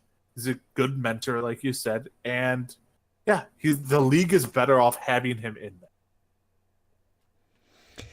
Yeah, I mean, I feel like out of the three, he's definitely the most likely to find, a new spot, whether it's on a team or just, some other role on one of these teams. But, we're still going to see a ton of changes for, all of these teams. We're still waiting to hear more about, expansion team Brandon and, the finalized teams and their first sign-ins and, what other releases are going to be happening for, the other 12 teams. But expect a ton of changes within the next month or two, and that's definitely going to be something that we'll be talking about a lot. So, who knows, like, if they are getting released, right now, it's not the end of the world. They can always find a new home, whether that is in the Overwatch League or, they compete in the Path to Pro scene. Because a lot of people are going to look at the experience as a good thing, because, a lot of people tend to prioritize experience over anything else, sometimes even over actual mechanical skill, in a sense. So it's not the end of the road. It's just a matter of whether or not, the opportunity presents itself for these players. But anyways, let's go ahead and let's move on. We have a lot to go over in our main discussion this week. because there's some pretty big events going on right now. We have Gamescom going on over in Europe. There was also like a fan expo in South Korea where we got some stuff, and they were like kind of like intertwined in a sense because they released around the same time. So first up, we got a tease, right? A tease at LEGO Overwatch. So, I was hoping we were going to get some sort of announcement, but, we just got, the animated GIF and, LEGO Overwatch coming soon. Now, with this GIF, right, it shows, like, basically what is essentially, like, a Hero Select screen, and it is locking in 6 minifigures. Now, it's kind of hard to tell, like, what these characters actually are, but I want to get your thoughts. So, is this a hint at the actual figures, or are we actually going to be getting a LEGO Overwatch game? Because, last week I was talking about, people keep talking about a single-player campaign and wanting it in the game, and I'd be like, what would be great if it's just a LEGO game, right? And there you go. There's your campaign. Is this a game, or are they actually teasing, like, the miniature figures? Because just looking at the proportions, these are not, like, the bigger size, Marvel superheroes like I was talking about last week. Yeah, no, so you can shut your mouth about the Lego game, because that's just not going to happen. These are just an interesting way of releasing the smaller figurines. So it looks like what? We have Tracer, Ana, Gengu, Mercy, Soldier, and McCree. I think that's the 6 that are on there. I don't know. But I mean, this is just the figures that they're showing. Because I mean, they even teased it in, I think you said it was Korea, where they made a Lego version of the map, the new map. That leads me to believe that we're going to get maps for Legos, and then you're going to have the characters place wherever in the map. So I don't think we're going to get a Lego game. Damn it. We're not going to get a Lego game. Or a Lego movie. We're not going to Lego movie either. What? But you forgot one, though. The Lego TV series. It's happening. No. No. I think we need to actually get actual Legos first before we get the Lego movie. You got to crawl before you can walk. What do you mean? You can't just like run out of the gate? Like, that's not how that works. No. But like, if they build the whole maps, like big maps, holy hell, how expensive is that going to be? Now, okay, so like, let's say they go the map route, right? Would they? I wonder if they would tie it into the map locations of the animated shorts, because to me, that would make the most sense out of anything. So you would have, like, Eco Point for, Mei. You would have Hanzo and Genji for, Hanamura. They could go that approach rather than just picking a random map that, might have some lore, but, there's not quite as much attached to that one in particular, something like that. Yeah, I mean, they could do something like that, but then what do you do for McCree? You have McCree and Sombra, and then you have a bar build-in set. That's what you do. But that's not a map. It could be. You could just Mercy? be on Route 66. Yeah, it's just like some of these, like, I don't know. I think you're gonna get minifigures for every character in the game. That's a given. It's a matter of what the background will be, and I think it will be maps. I think there's enough maps where, like, what? How many maps are there? Like 14 now? 15? Too many to list. But that's not too many to have a Lego map of each one. Because you know what? Blizzard wants money, and people would buy the hell out of them. People have their favorite maps. You go out and buy that and get the figurines or the small figures.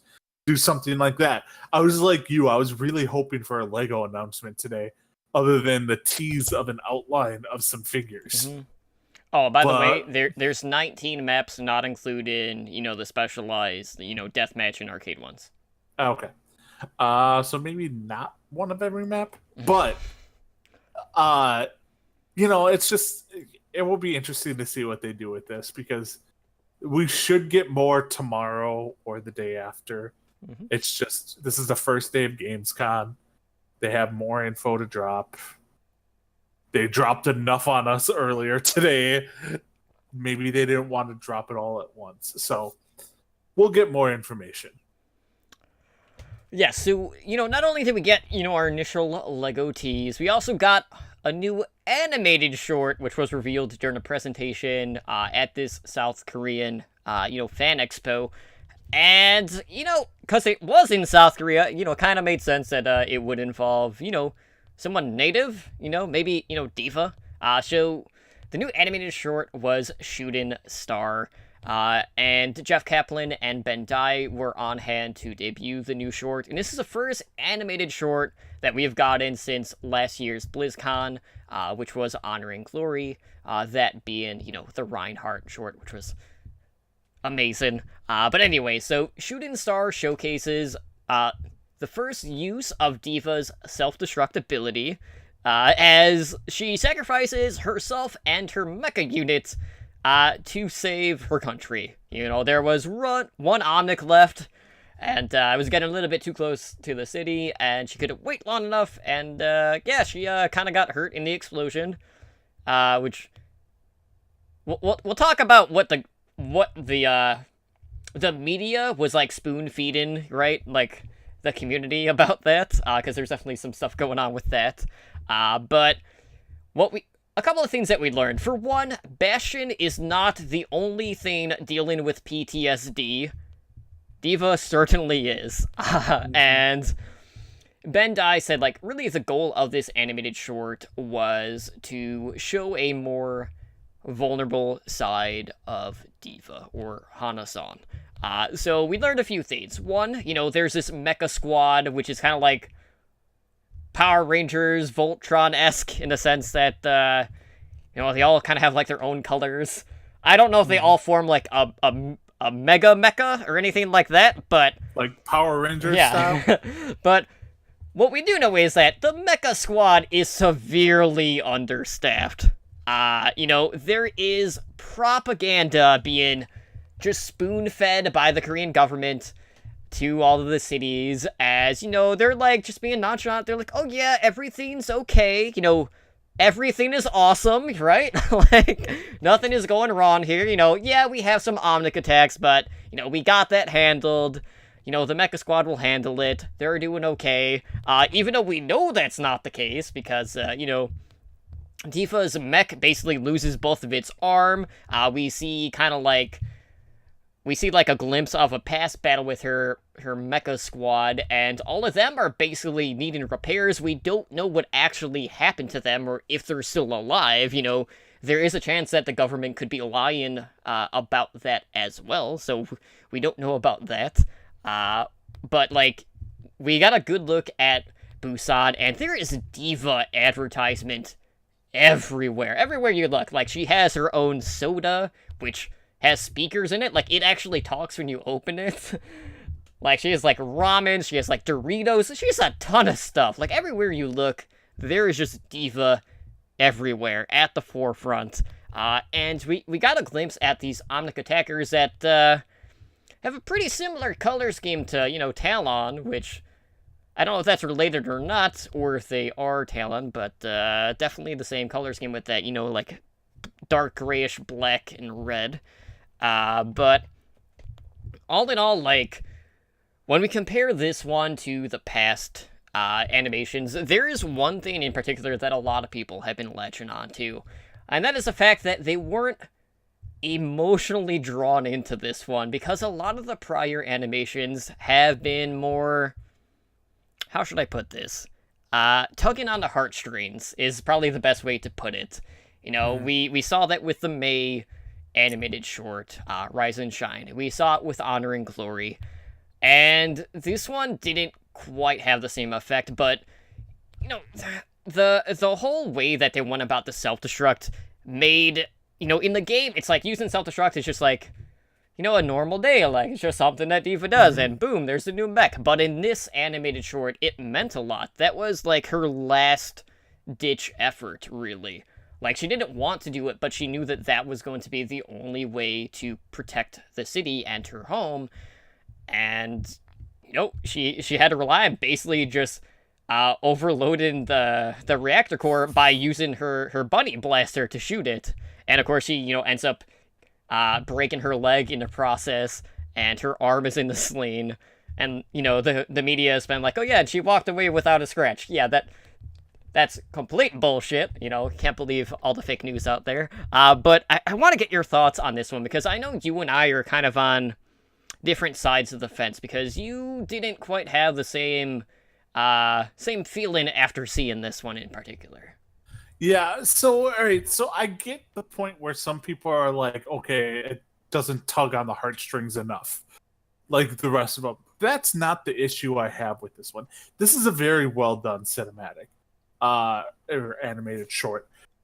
The thing I have is I think it's more of a core diva problem, like diva lore problem, than anything. It's not that it doesn't tug on the heartstrings, that it's more that it has nothing to do with the lore of the game. Like, it's everything kind of revolves around Overwatch and Talon for the rest of the lore that we know, outside of Roadhog, Junkrat. But even they kind of tie in a tad bit. Diva really is out on her own. She doesn't tie into anything. She doesn't tie into anything with Overwatch or with Talon. It's like you have this story of Overwatch, this story of Talon, and then you have Diva's story. And it's just a random story out there, random lore story. Like, if they could have tied it in somehow into like Overwatch or to Talon, then I think this would have been a lot better. But really, it's like its own standalone flick that doesn't tie into the lore that we know already. So I think that was probably my biggest problem with it. That and the dude who got friend zoned hardcore. I'm sorry. Like, at the end, he got friend zoned real bad.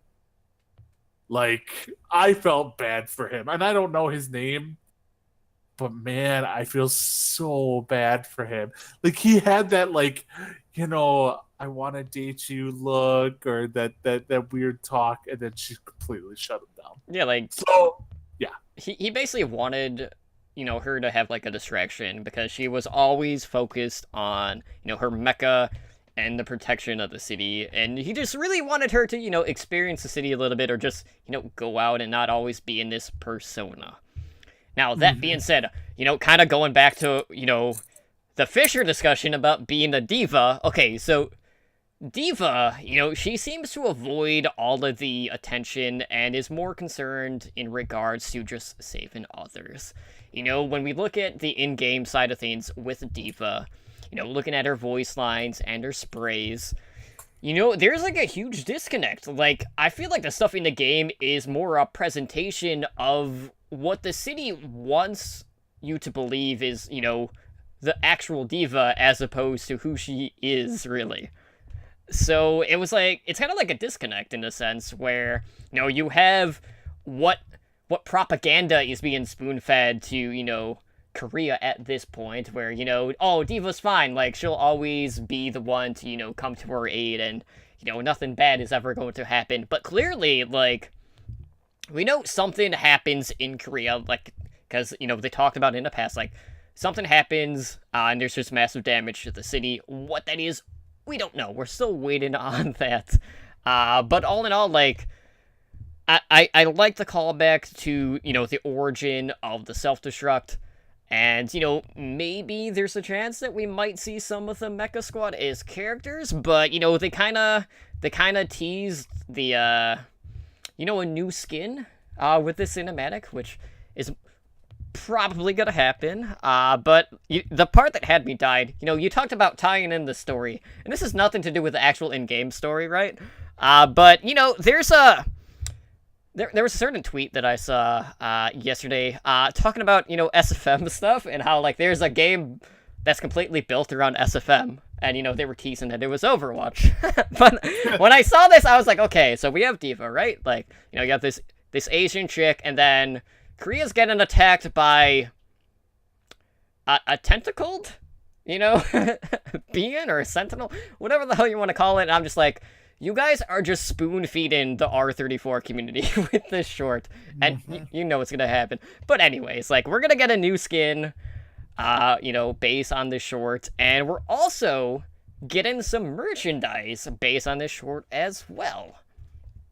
So, we have, the Good Smile Company. They're the company that do the Figma figurines, and they're actually doing a Shooting Star edition of D.Va, and these are going to be available to pre-order. I want to say they said it was going to be up within the next week. I don't know if it's actually up now or later, but they said August 29th, so I'm assuming they're going to stay true to that. But right now, there are currently 11 Figma figures in the line so far for Overwatch, and these ones are, I'll be honest, like, they're expensive. They run $70, $80, but, they have a ton of, like, accessories, faceplates. Reaper has, like, 1,200 hands for some reason, but that's besides the point. But the Shooting Star version for D.Va will, she'll have that, the baseball cap. She'll have the bunny blaster. She'll have her own version of the Mountain Dew or the soda or whatever the heck it was, being nods to the animated short. And, I thought that was pretty cool. So it's like, we got, a look at a new skin. We got merchandise built around this. We got a map, based on her home country. And, maybe a tease at a potential Lego set. All built around this one sort of, release. Granted, it was from 2 different locations, but I loved how everything seemed to just seamlessly tie together. So that was very smart by Blizzard.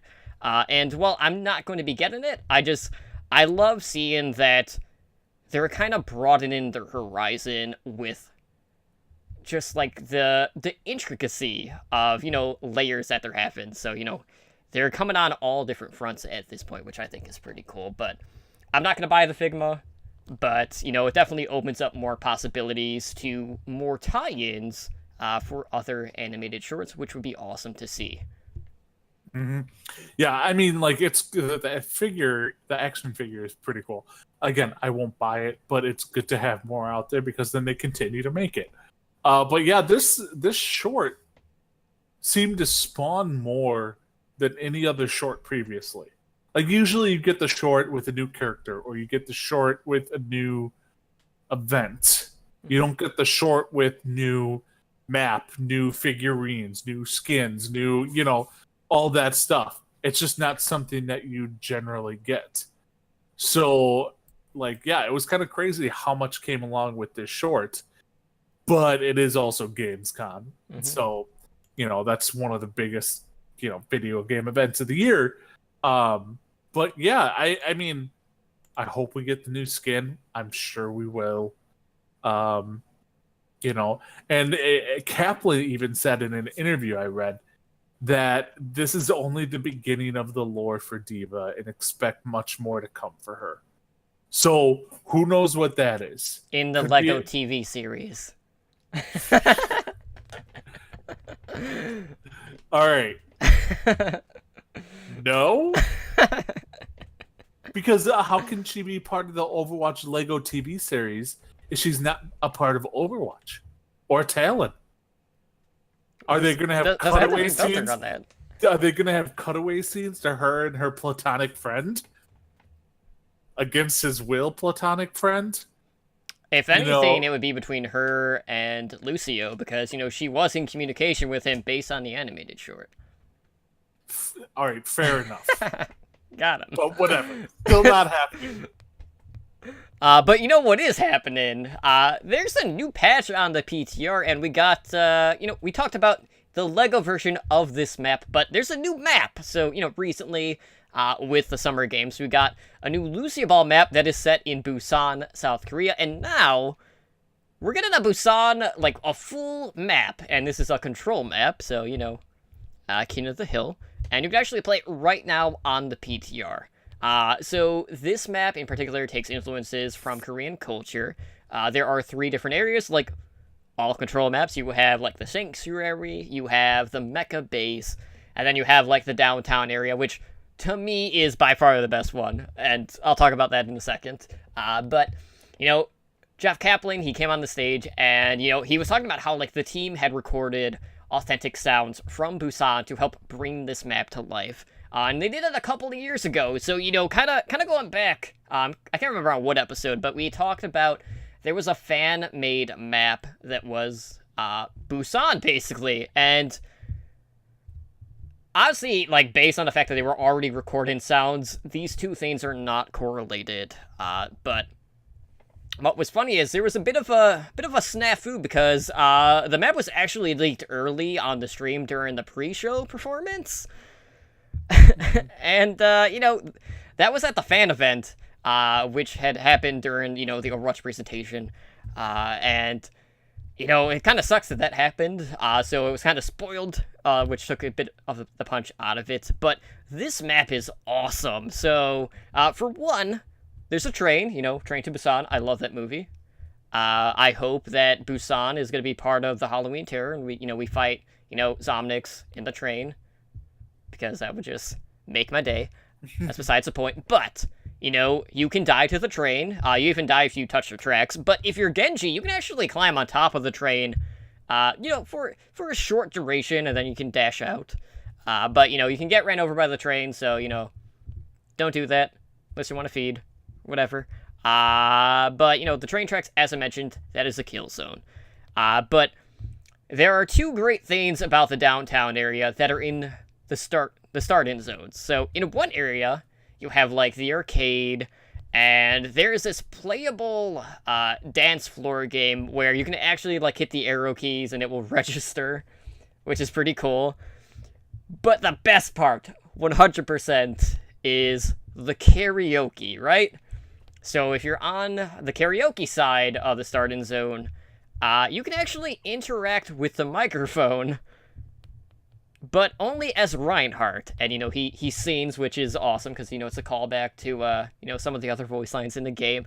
And that made my day. Like, to me, I was like, okay, this map is pretty legit. Like, I already played, you know, the dance game, then I saw the karaoke, and I'm like, this is just above and beyond, like, what I would expect, you know, just from this starting area. So, now we've come a long way from, you know, dropship basketball to now having a game within the game and also karaoke. But I doubt we'll see, you know, them add other, you know, heroes to the karaoke. But, you know, I'm sure the voice actors would have a good time with that. But on the mecha base one, you know, there's a pretty interesting map design where the walls kind of like go up and down every 12 seconds, which I thought was pretty interesting. So that was... I don't quite know how I feel about that, because I've had issues with, like, elevators in the game. So anytime something elevates, I am just naturally going to have an issue with it. So I'm going to have to, like, see how that plays in a competitive environment. But this map is absolutely gorgeous, and, you know... my only problem is I feel like there's more nods to D.Va in the map than there was in the animated short, which sucks. But regardless, the map they knocked out of the park, and I definitely want to check it out more. But there's a lot of fun stuff to look out for, and a lot of nods to, you know, just the Korean culture as well. Yeah, like I went on the PTR today for a limited time. I didn't go truly in depth on every single map, but I tried to go around. One thing that was for certain is the amount of flanks on the maps is insane. Like, I'm going to say a PSA here. Unlike most Capture the Flag or, you know, King of the Hill maps, you can capture it and then push forward. You can't on these maps, because there's so many flanking positions. Like the one you said, Mecha, that has the walls that go up and down. There's probably 8 or 9 different ways to get onto the point. So it's like, why push forward when all they can do is go down this hallway and get behind you? Like, pushing forward is not the thing. And as weird as this may sound, it's also a good sniper map. Like all the maps I saw are good sniper. They have very good vantage points for snipers, which was surprising to me. The walls that go up and down, the first thing that came into my mind was, man, sucks to be McCree. Like that's like the ultimate counter to his, high noon. It's that GD wall. So I mean, it's an interesting mechanic. Like I don't know how I feel about it yet until I start seeing the gameplay. Because it seems like it prevents heals. It prevents a lot of things. Hooks, shatters, all that stuff. So it will be interesting to see how that mechanic plays out because it's nothing that they've ever done before. So it will be very interesting. But I love this map. I love this map way more than I love the last few new maps that came out, like Rialto and whatnot. Like Rialto, I'm still like, I could do without Rialto or Blizzard World. But this map, I'm super excited to get out there. Absolutely, and that's not the only theme that hit the PTR today. So yes, we got the new map Busan, but there's other stuff. So we got a new hero gallery filter. We can customize your searches. You can search for specific seasonal events. You could search for Overwatch League stuff, whether or not you've unlocked it, or you can search by rarity of said item. In regards to heroes, for the snipers, so for Ana and Widowmaker, they were increasing the precision of the relative aim sensitivity while zoomed. And,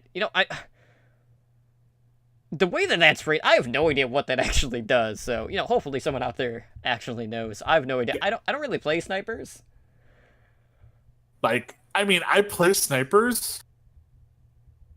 I have no idea what the hell that is. Personally, I read it. I'm like, all right, no idea what this is. So I'm sure someone will tell us, or, we'll look it up on Reddit later. But anyways, moving on. So looking at Brigitte, Shield Bash now knocks down and gets knocked down by other charging targets. So that's Good. Reinhardt Charge, Doomfist Rocket Punch. And speaking of Reinhardt, they're looking at Earthshatter, finally. So Earthshatter now consistently hits enemies near walls. It no longer will hit enemies that enter the damage cone after the wave has passed that area. Earthshatter no longer will damage enemies behind barriers blocking it, even if the barrier is later dropped or destroyed. And it will always travel up inclines and around the payload. Whew, okay, so how should I put this? There's been a lot of complaints about Reinhardt for a long time, specifically around two abilities. One being his ultimate, which they looked at. The other being Charge, which is still having a lot of issues. We're halfway there. Now, that being said, despite whatever has been going on, Reinhardt has not been, dead, per se, to the meta. But it's definitely had some impact along the way. But, I don't really play a ton of Reinhardt, but I know, some other podcasters have been pretty vocal. Probably Ja more than anyone. And, I'm not going to say, they need to fix Reinhardt before they add anything to the game, which I thought was kind of silly, but that's besides the point. But I'm glad they're finally addressing one of the major issues, so you would have to think that Charge is next up on the block. It's really hard to pinpoint everything wrong without... Okay, how should I phrase this? Tweaking certain things can have the habit of messing something else up.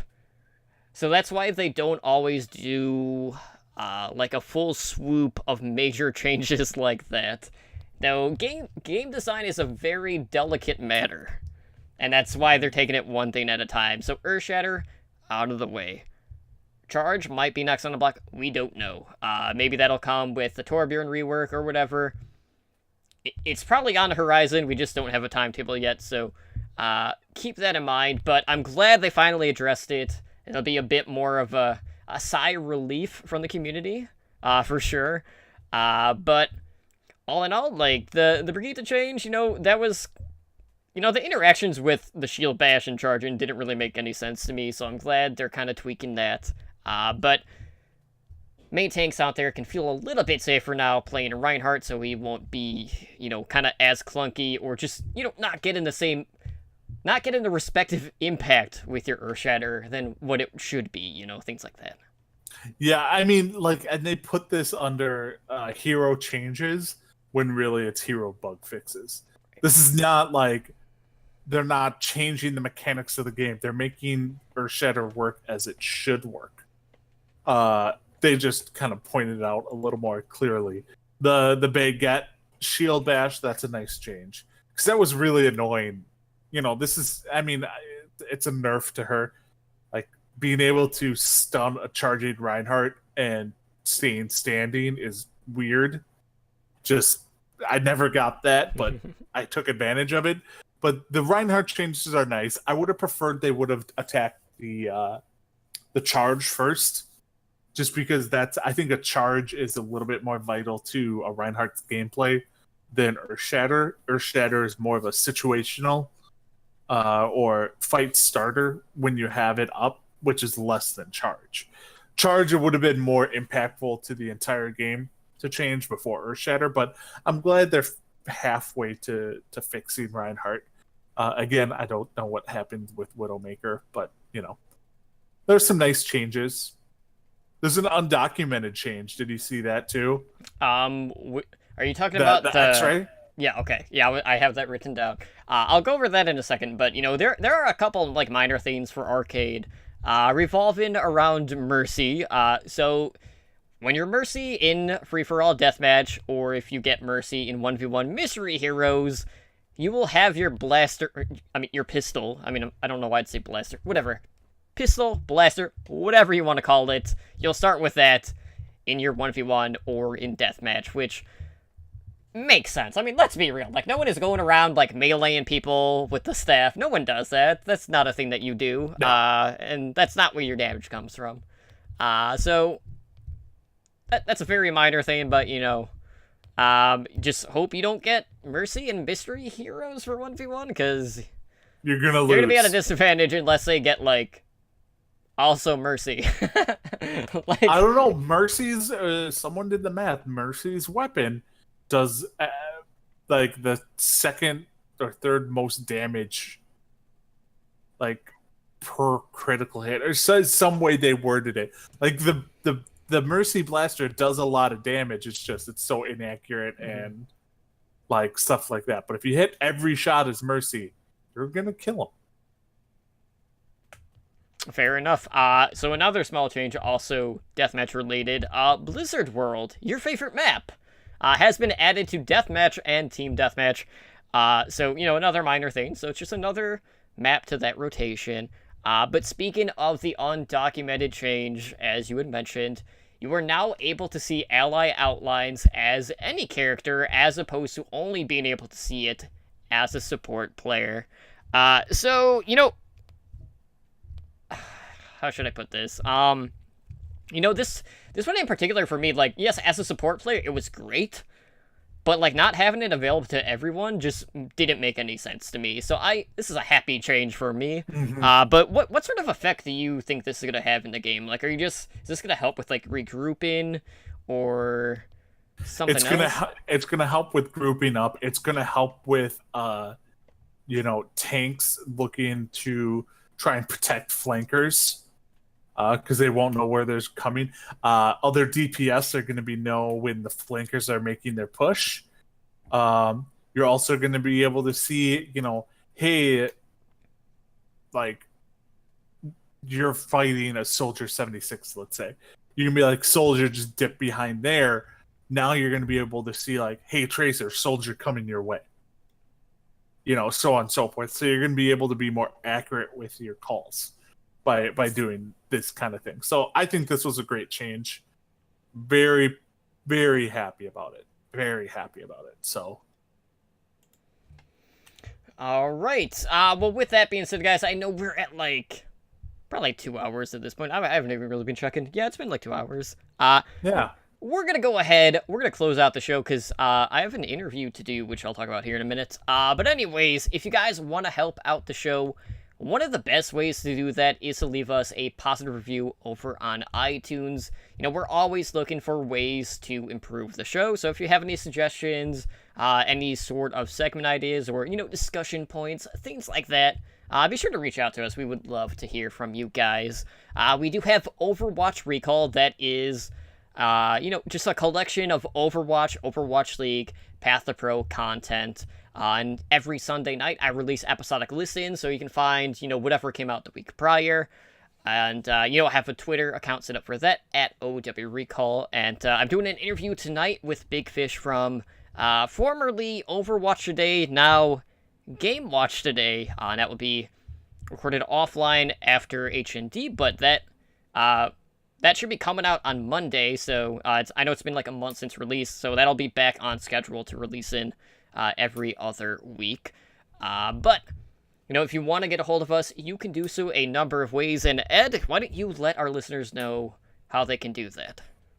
All right. Well, you can reach us on email at hndoverwatch@gmail.com. You can reach us on that little blue bird at hndoverwatch. We do have a website, and that is owlnshow.com. We are streaming live currently on twitch.tv/OWLN show. We are a Twitch affiliate, so come support us. Hit that subscribe button. Let's get some viewership out there. So thanks again to everyone who's been watching our shows live and interacting in chat. If you'd like to catch us live while we broadcast our shows 2 nights a week, so on Mondays at 7 p.m. Pacific, we have the Overwatch League Network. And then Wednesdays, we have us, Heroes Never Die, at 5 p.m. Pacific. And then the host streams will be held on Fridays, Saturdays at 7:30 p.m. Pacific. Spider usually does Fridays. Totem usually does Saturdays. This Saturday, I think me and Totem are going to be streaming some comp. And so anyone who wants to come join us, just let us know. You can join us on Discord at discord.me/OWLN show. And then you could reach us on YouTube. We at Overwatch League Network. So we're getting close to our custom URL. If you could help us out by subscribing to our channel, we'd greatly appreciate it to make things easier to find. All our podcast episodes, top plays, other videos can be found there. And then you can reach me personally on Twitter at EdnarOverwatch and at Twitch at EdnarOW. Totem, where can they find you? Well, I'm over on Twitter. That is that little bluebird at TumblyDrunkCTR. And, of course, if I'm live on Twitch, it is here at twitch.tv/OWLN show. But, guys, that is going to do it for us here tonight on Heroes Never Die. Again, this has been episode number 125. Man, like, that is hard to actually believe at this point. Man, it's been that many episodes. So thank you so much for tuning in, and we will see you guys back on Monday for Overwatch League Network as we break down who lived up to expectations and who, you know, stayed true to, you know, being the falsehood and, you know, not living up to all of the bragging rights, all that stuff. You know, a lot of people talking themselves up. No one's going to deliver, except maybe, you know, a couple of players. But we'll talk about the All-Star game and all that then. But for now, guys, we will see you then. Have a good night. A good one. Thank you for listening to Heroes Never Die. Be sure to follow us on Twitter at HNDOverwatch and join us on Discord at discord.me/OWLN show.